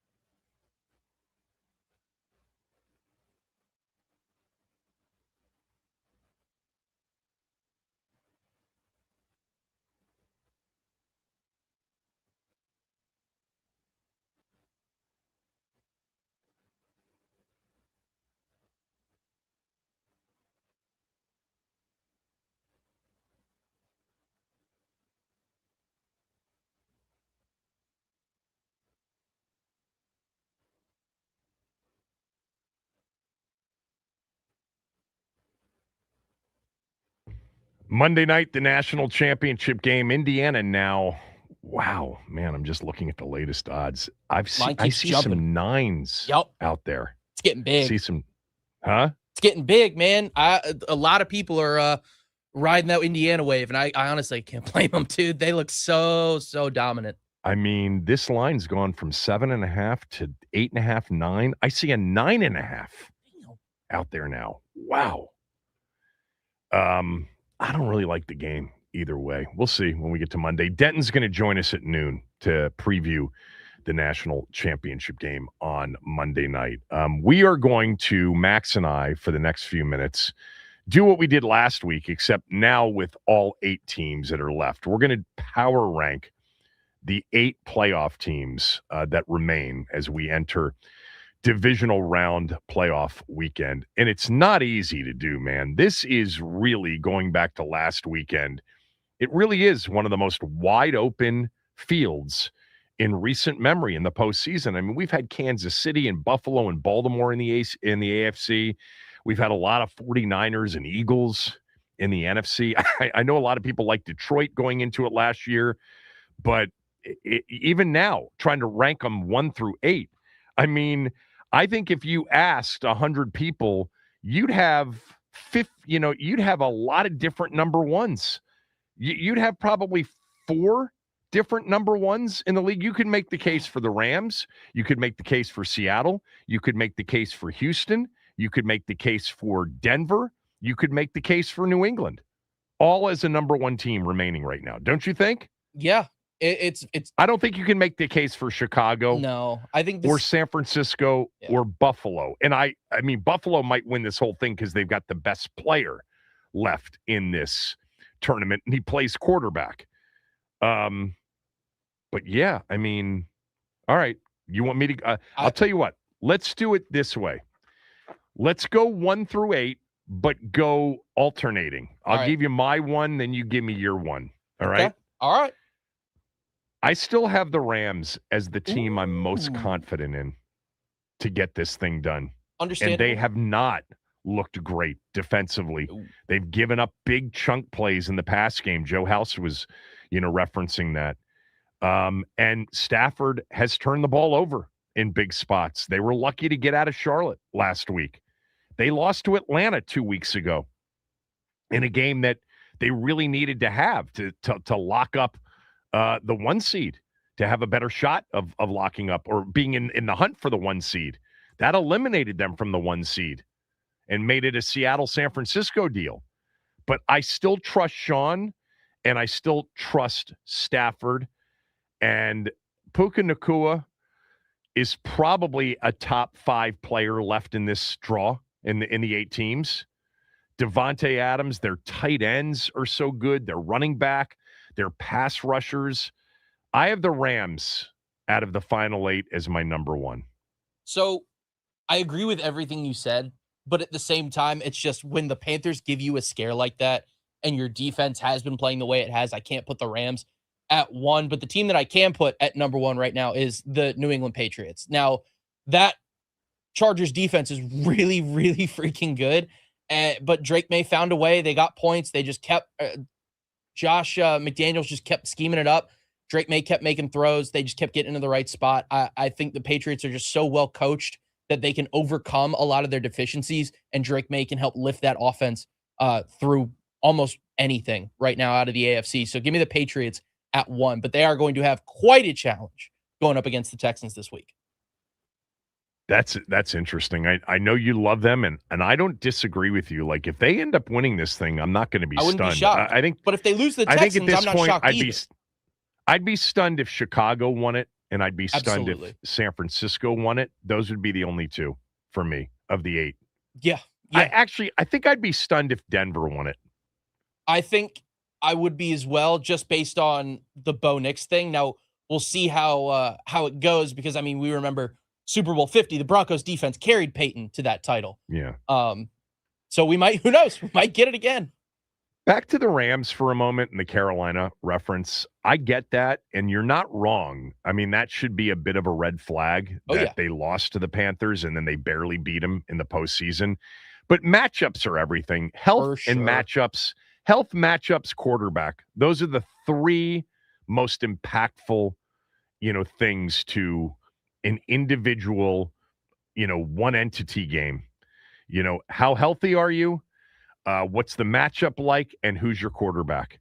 And so Carolina was able to, with Tet McMillan, with a running game, with a decent offensive line, with good corners defensively, it was a decent matchup for them. I would rest on that, or I would rely on that on talking about the Rams, except for they blew a 2-touchdown lead in Seattle in that crazy Thursday night game. They lost to Atlanta on the road. They were in that shootout against Detroit not that long ago. And by the way, in the season finale, in a game that they needed to lock down the 5 seed, and Sean McVay played the starters in that game where they couldn't get the 1, Jacoby Brissett had a great game against the Rams defense. I'm a little bit worried putting the Rams there, but not just because of the matchup issue against Carolina. You've got New England there. My number 2 is Seattle. It's close with Houston. I just gave you my number 3. But I got Seattle there because they've got the second best defense left in the draw. They have the opportunity, I think, to run the football. I don't know why they haven't been doing it all year long with Kenneth Walker and Zach Charbonnet. I love both of those backs, and they did it against the 49ers in Week 18, and that was a big part of why they won the game.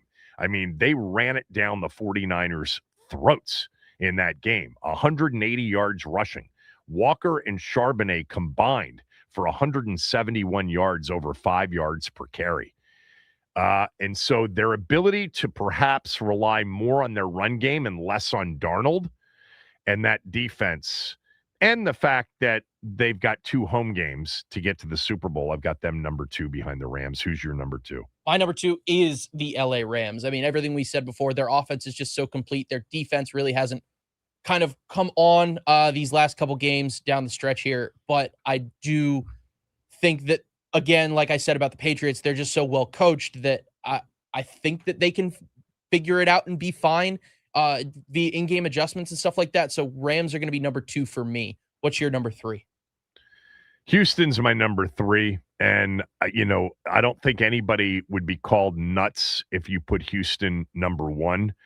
This is the Philly defense of last year, but actually even with a better edge pass rush situation, they're just dominating. Now, Joe made a great point, and I've thought about this as it relates to the game on Monday night. Matchups are everything. Sure. New England's got an exceptional offensive coordinator, and Houston's pretty basic. It's not like you're going into a Brian Flores coached defensive team or a Spags, or you're not sure what you're going to get. You know what you're going to get.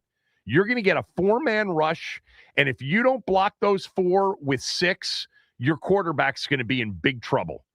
So, but Josh McDaniels schemes it up so well, getting people open, and Drake May has something that Aaron Rodgers doesn't have. He's got legs. And Rodgers had opportunities to extend plays, which he did, still couldn't find players downfield to throw to because they weren't open, but he couldn't make them pay running the football. And you go back, to just the last couple of games, and I mentioned this before the Monday night game. They played the Colts in the season finale, and they had a quarterback in Riley Leonard who made some plays off schedule. The game that, remember what was they were like a 15-point favorite, and they barely beat the Raiders just a few weeks ago. Mm-hmm. Ashton Genty rushed for 128 yards. Geno Smith had a good game, a lot of it coming off schedule. So I'm matchups are everything, but I got Houston at 3, even though I think they could lose on Sunday, but they're just exceptional. And by the way, Woody Marks look good. Here's the problem. No Nico Collins would be a massive blow to them. I believe he's out because he got That's a massive, massive hit. Their defense could score 3 times. They scored twice on Monday night, and that could happen. Philadelphia's defense scored and took the ball away, en route to a Super Bowl. I've got Houston 3. Who's your number 3? So 3, I got Seattle, but my 3 and 4 are kind of flopping back and forth in my head. I'm that between the Seahawks and I'll just spoil my number 4 is the Bills, because the Bills have the best player of between these two teams, and that player plays the most important position, quarterback. But at the same time, that Seahawks defense is so damn good. And Sam Darnold's connection with JSN has just been lights out all season. Now we'll see if that can kind of go into the playoffs, but I'm skeptical of after how this college football playoff went. I'm skeptical of the bye weeks now, and kind of have been for the past couple of years. So I think I'm going to have the Seahawks at 3, and I'm going to put the Bills at 4. Last year, the bye week teams were 1-1. The Lions obviously lost to Washington in resounding fashion. I've got New England at number 4, but I think about that game against the Chargers. Best defensive team they had faced since, I think, Cleveland. And look, they didn't look like they looked, at times this year against some of the lesser competition. With that said, don't let 16-3 fool you. Drake May made some big-time plays. Ramondre Stevenson ran the ball well. And they still made plays offensively. Their issue obviously was, the ball was on the ground a few times. They weren't great on third down. That Chargers defense is legit, but the Chargers couldn't do anything against New England's defense. New England did enough offensively, and I thought May made some big-time plays with his legs in particular. So I got the Patriots at 4, but if they're in the Super Bowl, not going to be shocked. I think they're really good and super well coached. You have the Bills at 4. Yes. My 5 is Buffalo. It's Josh Allen. I still don't know how they won that game. In watching that game, I never felt at any moment that Buffalo was the better team. I thought Jacksonville was the all-around better team throughout that game, but Josh Allen was the best player on the field, and and he can do that again. He can do that in Denver. He could do that in Foxborough or in Houston. Houston would be the worst matchup for them. They've already been, they got the snot beat out of them this year. And that would be a real problem for them. But they can certainly beat Denver. They've already beaten New England. Buffalo's my 5. Who's your 5? My 5 is the Houston Texans. Now, this is the last team on the list that I am confident in saying that could be there in the Super Bowl. Like we've raved about their defense for weeks, if not months at this point. But the one thing that really concerns me, and the reason they're at 5, is C.J. Stroud did not look good on Monday night against the Steelers. He did and he didn't. He looked terrible with the turnovers and putting the ball on the ground. And yet he still threw for 250 and made some huge plays on third down. He kind of did the Caleb Williams thing where it's like you made the a little bit the hard stuff look easy and the easy stuff look impossible. And anytime that CJ got a little bit of pressure, he got happy feet in the pocket and started freaking out, looking, trying to get something off. And it was usually going into the arms of a defender. So I need CJ to clean it up if we want our Texans bet to cash coming AFC Championship time. No, Nico Collins is massive in that game. Huge. Massive. He got For those thumped. that don't watch the rest of the league, Nico Collins is a legitimate star wide receiver who is just getting better. Aikman on Monday night was talking about Nico Collins, and he said, I think Nico Collins may be the best receiver in the league that nobody really pays attention to. Correct. He's 6'4", 230, unbelievable hands and an unbelievable route runner. Aikman made the point. He runs routes like he's a slot receiver. And that's a massive loss. He's missed some games this year. That's a massive loss. At 6, I've got Denver. Who's your number 6? So my 6 is also the Denver Broncos. Like I said, I just don't think I don't think Bo Nix is going to be able to carry them to a Super Bowl. And that Broncos defense is so damn good. Who knows? So let me just say, you had the line after your number 5. My line comes after 6. Sure. I could see Denver winning 2 games, although I don't think it'll happen. But their defense is outstanding, and they're playing, in thin air, and it's tough to play in Denver. My 7 is San Francisco. I'm assuming that's your 7. Yes, 7 San Francisco, and I guess we're going to have the same 8 seed as well in Chicago. And look, they've had a magical season, and last week was magical. God, am I rooting for the Rams It's going to be on cold. Sunday night in that one. Denton will jump on with us next to preview the national championship game on Monday night.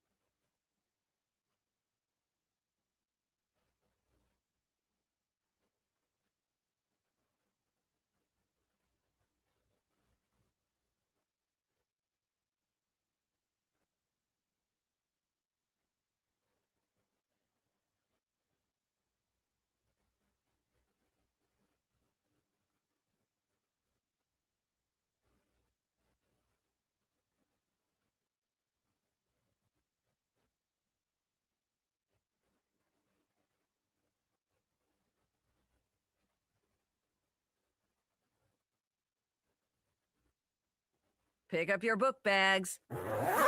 Grab your notebooks. It's time to go on campus with Denton. Give me my theme music. From Darren, real quickly before we get to Denton. Darren writes, did I miss you talking about the DJ Williams hire? I haven't mentioned that, have I, today? We have not talked about it. But we talked about it yesterday. Yes, because about he was being the possibility interviewed. of it happening, but it did Yes. happen. I'm happy for him. Doug Williams' son, been in Atlanta, working with Penix Jr. and Kirk Cousins.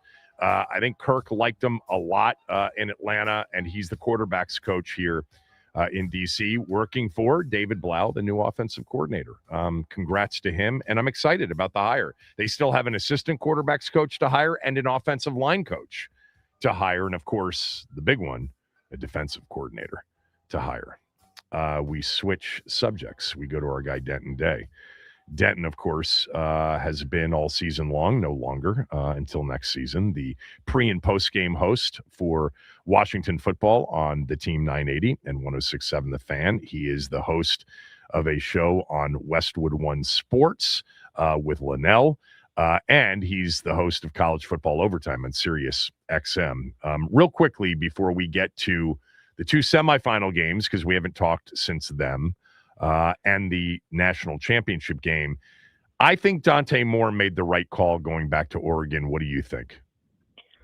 Yeah, I agree. I think anytime you can get more time playing football, it is going to make you better in the pros. And the worst thing that you can do is come out when you're not fully sure if you're ready to then go to an organization and an operation that is not a good one, and then basically waste the one opportunity that you have to go to the NFL. And I just don't see a scenario. I've been bouncing this back and forth with a couple different people. I just don't really see a scenario to where he comes back to Oregon and sucks.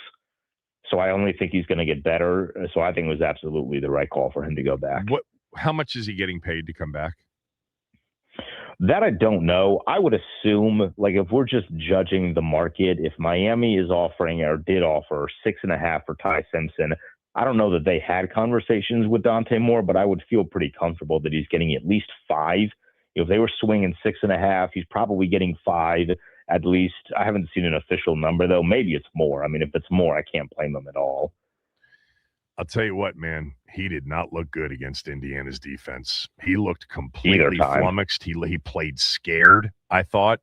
And it was, recent impressions is what, sports fans and even some scouts are. And that was a terrible, recent and lasting impression.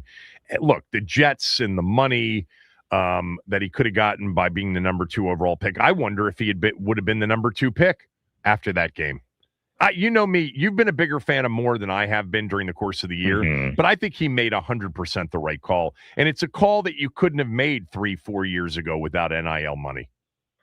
Right. Yeah. I mean, that's one of the nice things about this new, we talk a lot about the bad things and how crazy it is, how it's very much the wild, wild west. But the nice element of this is that it keeps guys in school longer. Which means we get to see better college football. Because, really, if you think about it, the last couple of years, it really hasn't been great in the quarterback market. The Jaden Penix Bo Nix year was a really, and Caleb Williams year, that was a really strong year of quarterbacking. But outside, the past 2 years have really not been filled with a lot of gems. So it's nice that we're going into 2026 with Dante Moore back, Sam Levitt now at LSU, Arch Manning coming back, Lagway, a bunch of quarterbacks that are going to be another year into playing the game that I think is going to really elevate just the overall nationwide play of the position. 3 of the top 6 from the 2024 draft, the Caleb Williams, Jaden Daniels, Drake May, Michael Penix Jr., J.J. McCarthy, Bo Nix, 6 quarterbacks in the top 12 picks draft, all-time record. 3 of them in year 2 are playing in the divisional round of the NFL playoffs. And last year, one of them made it to the NFC championship game. So right now, that class is looking really good. How good is Indiana? And how good is Mendoza? Give me Mendoza's game the other night and the game against Bama in the Rose Bowl. I think he is so solidified as an obvious now number one overall. And I don't think, Denton, we thought that a month ago or 2 months ago. Give me your thoughts on Mendoza's rise and then Indiana if they're beatable. So I'll start with the Mendoza thing. I think the last 3 games have been really, really excellent for him because of who they've beaten, right? Like, we can look back. I mean, he whooped up on an Illinois team that at the time was top 10. He hung 60 on them, but we just didn't really care that much. There's something about, I don't know if it's because it's still Indiana, if it's just because his numbers aren't eye-popping the way that we've seen other quarterbacks have eye-popping numbers, but it does feel like that we haven't taken him seriously as it relates to being the surefire number one overall pick and being a guy that is going to be a really good player at the next level. But I thought some of the throws he made this past week were really, really impressive. And he's kind of been doing that the entire year. So I do think at this point in time, he is the solidified. He's going to go number one. The question is, do the Raiders love him? Do they trade back? Maybe somebody else loves him. But I think he's going to go number one overall. As far as Indiana, dude, they just do everything at such a high level. And, you know, their defense is good. Their offense is good. They're going to put points up, even though this Miami defense that they're going up against is a top-notch defense, specifically a top-notch front four. I mean, you're not going to find many better. Maybe we can get into like a nitpicking argument of Ohio State and Miami, but it does feel like right now Miami is playing the best football in the trenches, certainly on that side of the football. But I just think Indiana does everything well. I mean, they are a buzzsaw, and Cignetti is a genius is probably not the right word, but he is just always on. There's not a lot of mistakes. And like, I don't want to get too much into like the Cristobal's a dope thing, although I do think he's a weirdo, but Cignetti is just, it feels like every decision he makes is always the right decision. And we haven't seen a lot of coaches be able to have that in the past couple of years. Like Kirby Smart did that a little bit, but even last year when Ryan Day led Ohio State to the championship, there were still some times where you're like, is he making the right choice with some personnel decisions, with some time management stuff? Cignetti is always on, man. And I think he's become obviously a nationwide figure and hero, but they have adopted his personality. I don't know how Miami beats them. I think Miami has to play an absolutely perfect football game to win. Yeah, real quickly on Mendoza, for those that don't know how good he's been in these 2 playoff games, he is completing in 2 games against Alabama and Oregon.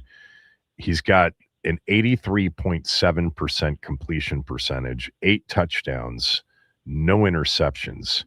And basically both of these games that he's played in have been over at halftime for all intents and purposes. I think what's been most impressive about him beyond the size, the ability to spin it and be super accurate. I mean, he is so accurate. But I think what's really emerged about him, Denton, in these last 2 games is how underrated his athleticism is. I mean, he is really good at escaping. He's got great feel in the pocket, and then he can hurt you with his legs. He reminds me of Trevor Lawrence in that regard because they're both tall, and it doesn't look like they're always moving exceptionally fast, but because the stride length is, pretty ginormous, he takes up, 4 steps and he's gone 10 yards. It's really, really impressive. And, I've been having this like internal conversation. I'm sure you've been having this as well. But if they win, they're going to be the first program that's gone 16-0. And we're going to have to start having these conversations with this particular team, with 2020 Bama, with 19 LSU, and with 2018 Clemson. I think those are the 4 best teams that we've seen in recent years. Maybe don't one of you those put Georgia 19 teams. LSU at the top of that list?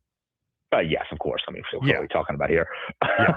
But Indiana, I think, is in that. I would, you look at that Clemson team, and that Clemson team was a really good team on defense. I mean, they sent a bunch of dudes to the NFL, and Dexter Lawrence in particular has really excelled at the NFL. But I don't think it's out of the realm of possibility to, go matchup for matchup and say maybe Indiana has that particular Clemson team, because I was looking at some numbers and there was a couple of games where that Clemson team struggled a little bit against teams they shouldn't have. I mean, we're talking like a 4-point victory, 5-point victory.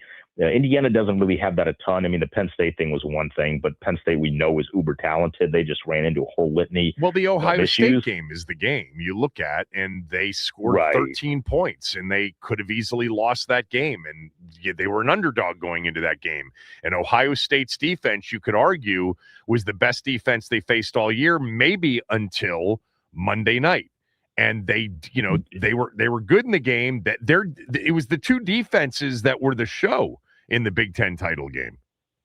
Right. And their defense and the ability to get after Julian Sand, and that one in particular, and we've seen it with Dante Moore.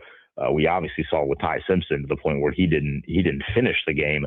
They are really good in the trenches. That's what excites me the most. I mean, I feel like that's too. been, as we've talked, that's been the most exciting thing about the entire college football playoff this year, is that while, yes, we have good quarterbacks with Mendoza and Beck, and even before that with Dante Moore and with Trinidad Chambliss, it does feel like the teams that have been really good have a really good interior and a really good pass rush. And I like watching, particularly because the team that we support in the NFL needs a pass rusher, but it's been really fun to watch kind of the trenches be revitalized a little bit in the college football playoff. How good was Carson Beck on that final drive against Ole Miss? God, he was good. Oh, I feel like I need to bathe in holy water after saying that, because I've been so anti Carson Beck, but he was really good. And as soon as he stepped up on that final play, I was like, it's over. They're like, no, he read this perfectly. There's nobody on that side of the field. It was a beautiful, beautiful, that's just football IQ from him. And he made a couple of big time throws on the lead up to that play. But as soon as he took one step up in the pocket, I was like, game over. They're going to win this game, and he's going to get himself into the end zone. And he did. I mean, that was a legacy drive for him. He deserved it. When his number was called, he stood up and he stepped up to the plate. So kudos to him, man. That was a great drive. By the way, I mean, Malachi Tony as well. Holy hell. No doubt. But, and you understand what I'm going to say, and I talked about this last Friday because that game was the Thursday night game, is that college football fans, hardcore college football fans, they would not have bet on that final drive going the way it did. And I was thrilled that it did, because I think his story has been an interesting one over the last year for a lot of different reasons. But one of which is, they didn't know if he'd be able to throw the ball straight again after the injury in the SEC championship game, with Georgia and Texas. And the fact that the Georgia people were so thrilled to see him go, and that got nasty and uncomfortable. So I was thrilled for him to do that. Now, Monday night's Ole Miss is not a great defensive team. Right. They played their best defense. Ohio State and Texas A&M, outstanding defenses, and I thought he played well. I don't think the numbers reflected how well he played against Ohio State. They were great on third down, in part because of him. But this matchup, man, you said it. They've got to be perfect. So give me the way Miami is now, believe it or not, I'm looking at numbers. I see 9s. I see a 9.5 out there. A lot of 8.5s. I mean, they are a massive underdog in this game. How do they do it? How do they pull off what would now be a big upset? I played the 7.5, so I love that number is climbing, because that makes me feel good about myself. It's going to start in the run game, right? Mark Fletcher is a guy that we've talked about on now a weekly basis over the past few weeks as he's a real game changer in a game, right? And I think he needs to be really, really good, because one thing that everyone has struggled with against Indiana is running the football. And I just think, generally speaking, like, Carson Beck he proved that he has the clutch gene in him. I just don't think any quarterback is going to be in a good spot if you're having to throw 40 times against Indiana. So you have to be able to run the football well.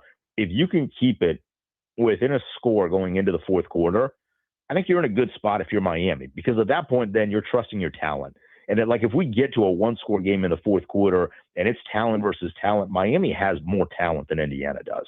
The defensive line is more talented. The offense is more talented. Indiana has just been this buzzsaw complete football team, and they haven't needed to play close games into the fourth quarter because they've been annihilating everybody. What Miami cannot do is get down by 10 early.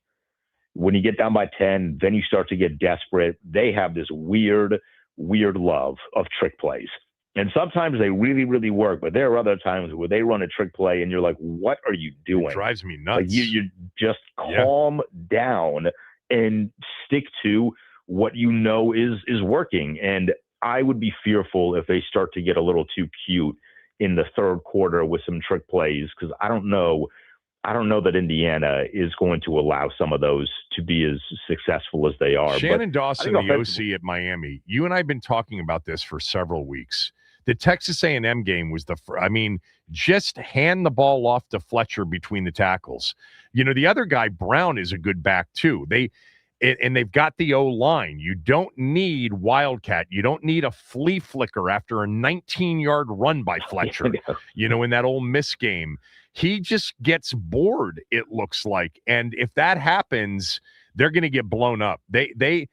I kind of feel like this is one of those games, and I say this a lot about certain matchups, but the Miami O-line against the Indiana defense, are they going to be able to move them enough to be able to run the football? We'll see it early, or we won't see it at all. If we see it early, they have a shot. If we don't see it early, they're done. This is definitively, without question, the best offensive line that Indiana is going to have played, at least in the last four games, right? Ohio State's offensive line had issues this year. Alabama's offensive line, they couldn't run to save their life the entire season. And then Oregon's offensive line had issues. So Miami's offensive line, they're going to be the best unit that Indiana has seen. So if there's anybody that can move the line of scrimmage, it's going to be them. That's just a whole lot easier said than done. But I do think Dawson, the thing that's been so frustrating is he can scheme guys open. I mean, there are times where Malachi Toney he is open. And you're like, how did you lose him? And the same thing with C.J. Daniels. He's been a couple different places. He came over from LSU. He was at my alma mater before that. So he's a super talented player. There are times where these guys are open. I think Dawson does a really good job when he's just sticking to the things that are smart and good. You can't get cute against this Indiana team, though. But I think they can run the football. I think they are going to be the best equipped team to be able to move Indiana's defensive line. Can't wait for it. How do you see it? You played Indiana laying 7.5. You look smart. Are you going to buy it? Are you going to buy Miami back at +10 if it gets there? If it gets to +10, hell yeah, I'm going to buy Miami back at +10. I could get a nice little medium. It's 9.5. You can buy it back at 9.5 right now. Yeah, I might as well just buy that out there. Yeah, and get the 10. I do think Indiana wins. I mean, this is an immaculate season that they are on right now, and there's something about Curt Cignetti. He is just different. And I know that's not all that descriptive, but there's something about him and his aura and the way that he coaches. He gets it, man. I mean, he is a really, really fantastic coach. And I just think they are such a well-oiled machine. I do think Indiana wins. I hope they win by 8 just to get my money and then, double it back there. But I do think Indiana wins. I think Miami will keep it closer, though, than Alabama and Oregon did. So it'll at least be a game to where in the second half we're still up and paying attention. The crowd, have you seen the ticket prices for this thing? Insane. I imagine they're astronomical. Well, Miami took over the Peach Bowl, took over the Mercedes-Benz Dome in Atlanta. I mean, Scott, texted me early on and he said it's 80 to 85% Indiana fans. I mean, you can't find a lot of Miami fans. I didn't know something that I learned, that Indiana has the largest alum base of any school in the country. Had no idea. Around the world, the largest. I had no idea either. Base. And that's, I would imagine that Mr. Cuban is helping with some of the fans in their travels. I'd be really interested to know what that situation is looking like. Maybe Indiana alums are just all rich, but these games are expensive to get to. Well, if you've got that many alum, you're going to have enough wealthy people to pay going to 3. That's the thing, is it's a tough ask. Rose Bowl, I mean, they've gone literally Rose, Peach, and now to Hard Rock in Miami. That's why I think this second round should be home sites in the future, but that's another story altogether. I don't think it'll happen because of the bowl structure. But yeah, I thought about, like, how is Indiana with their undergrad? How do they have the largest alum base? But schools like Arizona State that, have hundreds of thousands of undergrads with all of their satellites, et cetera, they don't have the same graduation rates. So people, they've got a large student body, but they don't have. That might be it. I have no idea what it is. Interesting though. All right, you got Miami laying 7.5, but you don't know if you'd play it at 9.5. I'll talk to you over the weekend. Thanks. All right, see ya. Denton Day, everybody. Monday night is the game, and we'll probably talk about it with somebody on tomorrow's show as well. I do want to tell you about Window Nation. Window Nation's offering right now a deal that makes sense if you've got older windows and you want to swap those older windows out with newer windows that will keep you comfort and cozy. Comfortable and cozy, warm. We've got very cold weather coming up. Super cold today, and for the next really few weeks, lots of cold. I don't know how much snow. Snow was in the forecast for this weekend, but it looks like the latest model run just took it, out to sea. So we may not see the snow that some were expecting this weekend, but we'll get it, and we'll have cold weather. And your heating bills, if you've got windows that are 10 years of age or older, they're not as low as your neighbors with more efficient windows. If you've been thinking about taking care of this issue, I highly recommend Window Nation. It starts with a free in-home estimate. Give them that chance to come out and give you an estimate. It'll take an hour or less. You'll actually find out which windows in your home need to be replaced. They'll then give you 4 free windows with every 4 purchased as part of their January offer. And if you decide to finance the purchase, you don't have to pay for your windows for 2 years. No down payment required, no monthly payments required, and no interest charged for 2 full years. So by the time you start paying for these windows, it'll be 2028 the year, and you'll be paying half price because you're getting 4 free with every 4 purchased. Call them at 866-90-NATION to schedule your free in-home estimate. You can do the same by going to windownation.com. And no, there's no risk to the estimate or anything. Shop the deal if you want, but Window Nation offers a lifetime warranty on your entire purchase. 866-90-NATION, windownation.com.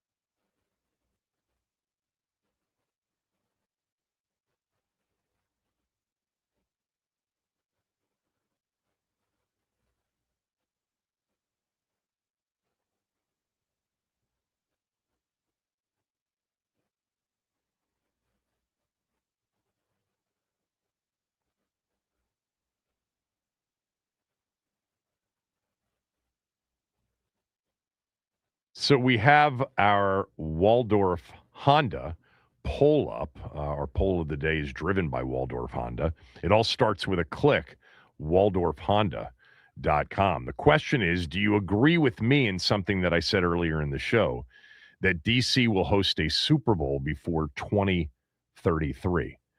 So the 2030 season would be the 31 Super Bowl. The 31 would be the 32 Super Bowl. Yeah. So it's basically within 2 years to get to the 33 Super Bowl.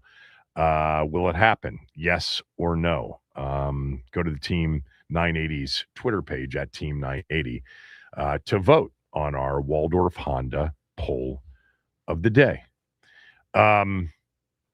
The owner of our football team put out a LinkedIn statement on the renderings of the new stadium. The drawings are out.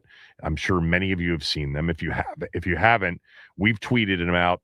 You can go to the Commanders Twitter page as well. It looks beautiful. The drawings of it. We're gonna get a top-notch, group to build this thing out over the next few years. And Josh Harris, in the first statement we've gotten from him since the season ended, put this out on LinkedIn. He wrote, quote, "Incredibly excited to unveil the first renderings of our reimagined next generation home for the Washington Commanders. Not only will this be the loudest stadium in the NFL, but it will set the standard for the fan experience at every level, from the food and the visuals to the sight lines and proximity to the action. This arena will be a home worthy of the Commanders. Oof. A venue that represents the best of our nation's capital and the beginning of an incredible new neighborhood in D.C., bringing thousands of jobs and millions of dollars in economic activity to our city. Thank you to our amazing team led by Mark Klaus. Mark Klaus is the new team president, and our partners at HKS. HKS is the architectural firm that designed SoFi in Los Angeles and U.S. Bank in Minneapolis. He writes, thanks to our amazing team led by Mark Klaus and our partners at HKS for helping us reach this milestone. This is deeply personal. RFK is where my connection to this team first took shape and where many of my earliest and most meaningful memories as a fan were made.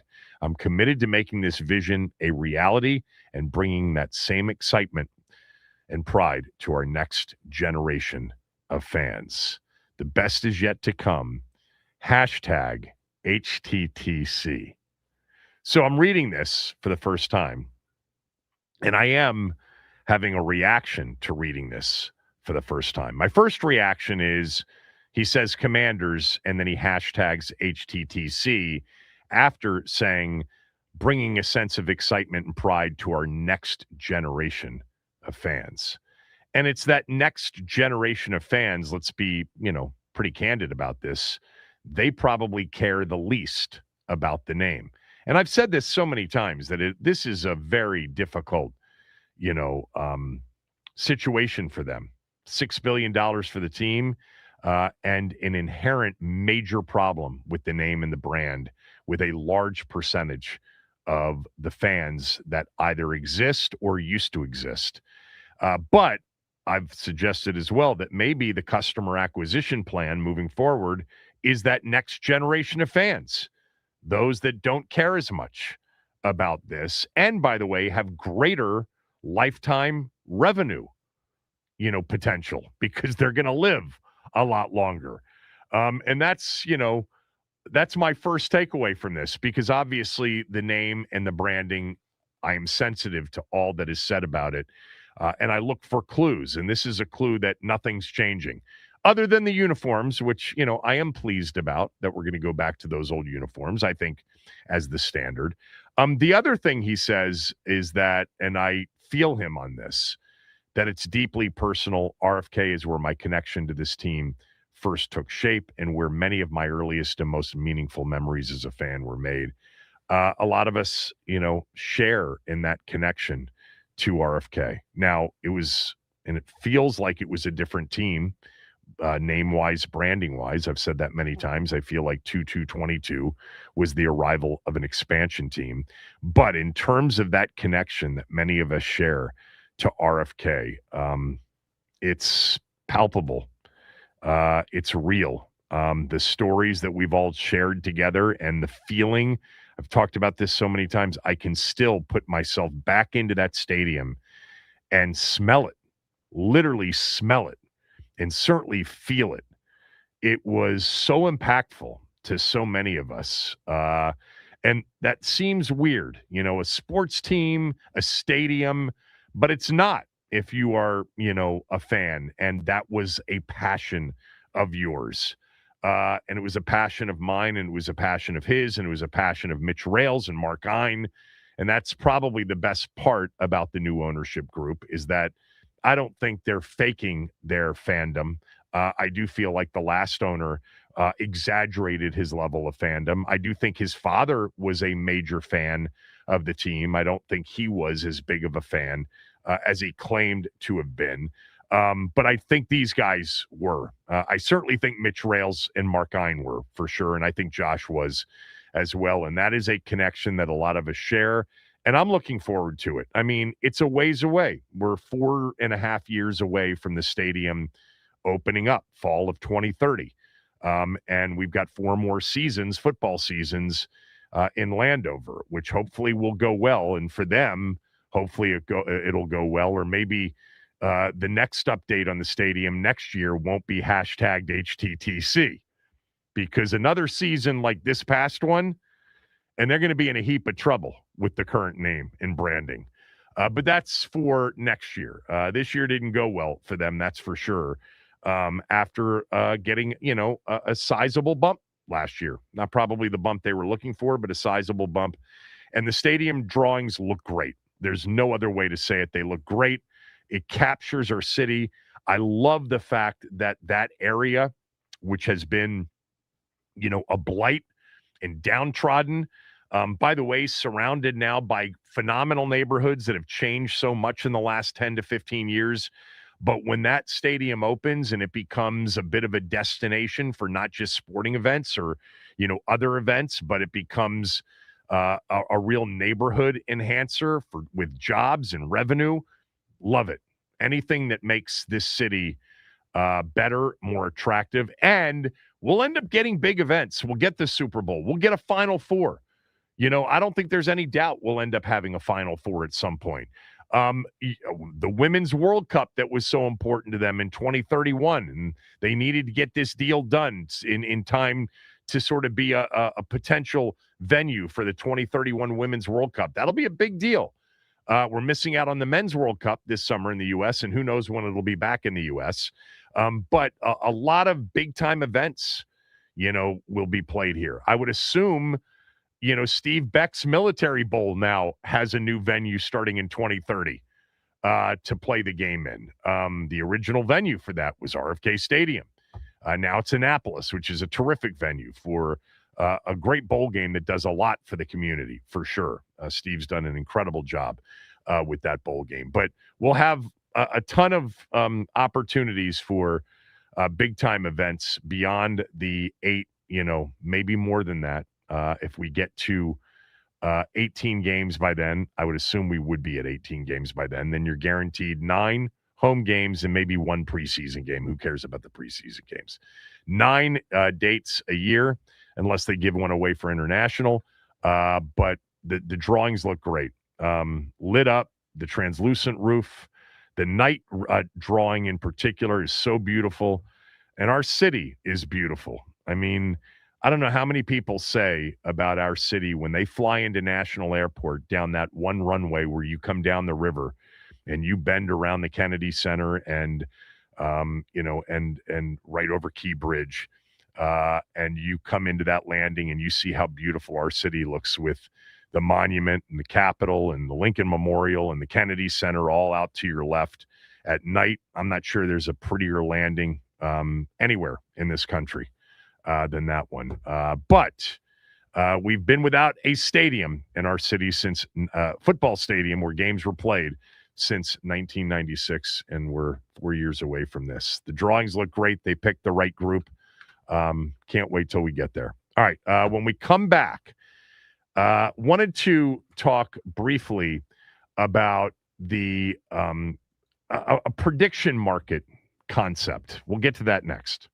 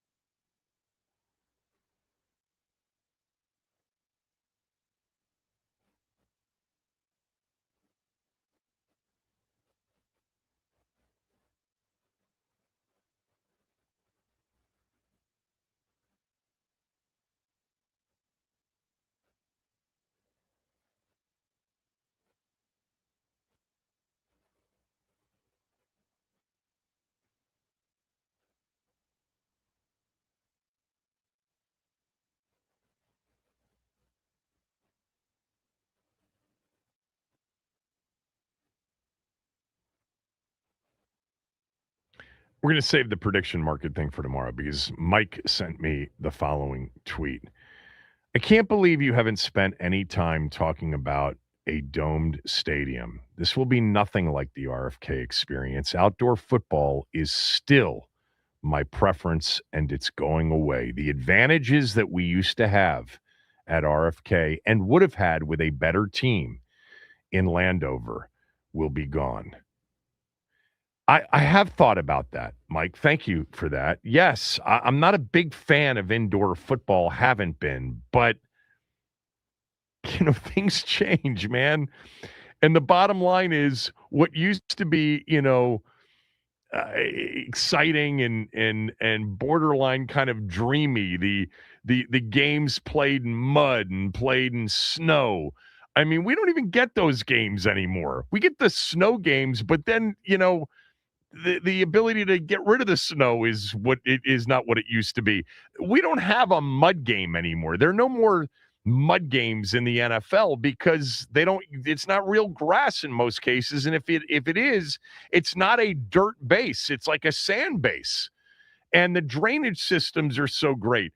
I actually think the mud games from back in the day were even better than the snow games. If you ever want to watch one of the all-time great mud games, it's on YouTube. Rams-Vikings playoffs in the Coliseum in Los Angeles during rainy season in LA. I'm sure they tarped the field, but the rains were so heavy for so many days and so heavy during the game. Within a quarter, you couldn't recognize any of the players because their jerseys and the numbers on the jerseys were covered in mud. Those were the days, man. We haven't seen mud games. I mean, Max, somebody your age, do you remember a mud game? No. Do you even know what I'm referring to? I mean, I played in mud games when I was a kid. Of course. But like at the same time, at the professional level, no. Like my upbringing has been, FedEx Field, the field kind of sucked. So yeah, there were some muddy games there, but outside of that, like it's not really something you see all the time anymore. People care too much about taking care of the field these days. Yeah, I mean, let me just say that those weather conditions used to, and the field conditions used to have major impacts on the games. I mean, the number of turnovers, I bet, in that Rams-Vikings game that I'm talking about, I bet you that there were 7 turnovers. I'd have to go look it up. But things change. We don't have mud games anymore because of the impeccable grass. And, we have footing problems and issues with some of the fields. And certainly some of the, artificial surfaces or non-natural grass surfaces. We've had issues with a lot of non-contact injuries in some of those venues, Minnesota, the Meadowlands, and players actually prefer, natural grass, but it's not a dirt-based natural grass. And the drainage systems are so good that even if it's pouring, you rarely see a game where guys are slipping and sliding. There was that game against the 49ers, remember, a couple of years ago in Landover, where the rain was so heavy that there was some puddling on the field. But even that's super rare to see. Snow games are still fun.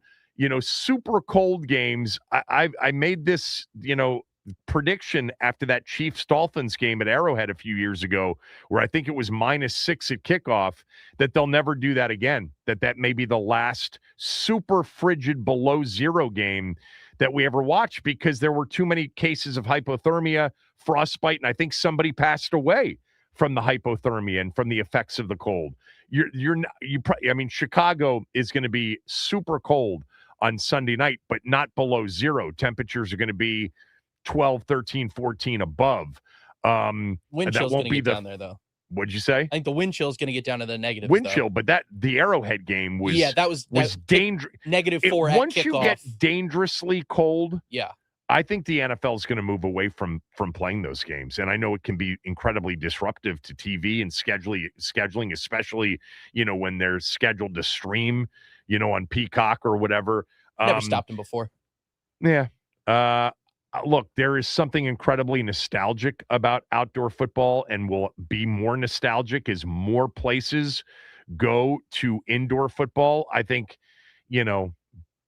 10 years from now, 15 years from now, I know Buffalo Stadium will be outdoors, so it'll be Buffalo, it'll be Lambeau. They'll never put a dome on Lambeau, right? Never. But they're going to do it in Chicago, when they start playing games in Indiana, whatever year that is. Look, when you're paying $600 a ticket or whatever it is, and it's a big game, sitting outdoors in 15-degree weather or 50-degree weather with it raining sideways, people don't want that anymore. The experience at home's become much better anyway. It's more fun at home to watch a bad weather game, but the live gate's still important, and we're just going to continue to see this be the case. But Mike, to your note, yes, it won't. I've said it all along. It's not going to feel like RFK for a lot of reasons, and that's certainly one of them. Now, noise and a lot of other factors can play into home field advantage. So, what can really play into home field advantage is a really good team. And if they have a really good team, they'll have more passionate fans, and the opponent's fans won't take over the stadium as much. I mean, that would suck, right? If they move in 2030 off of a 4-13 or a 4-14 season, it might be an 18-game schedule at that point. And, after the first couple of games and the novelty of it all, the Philadelphia fans come in week 7 and take the stadium over. We don't want to see that in the first few years of the new stadium. So you got to have a good team, and the next 4 years will be crucial on that front. All right, we're done for the day. Chris is next. Back tomorrow. Predictions on all 4 divisional round games. A smell test tomorrow, too, if you desire one. Enjoy the rest of the day, everybody.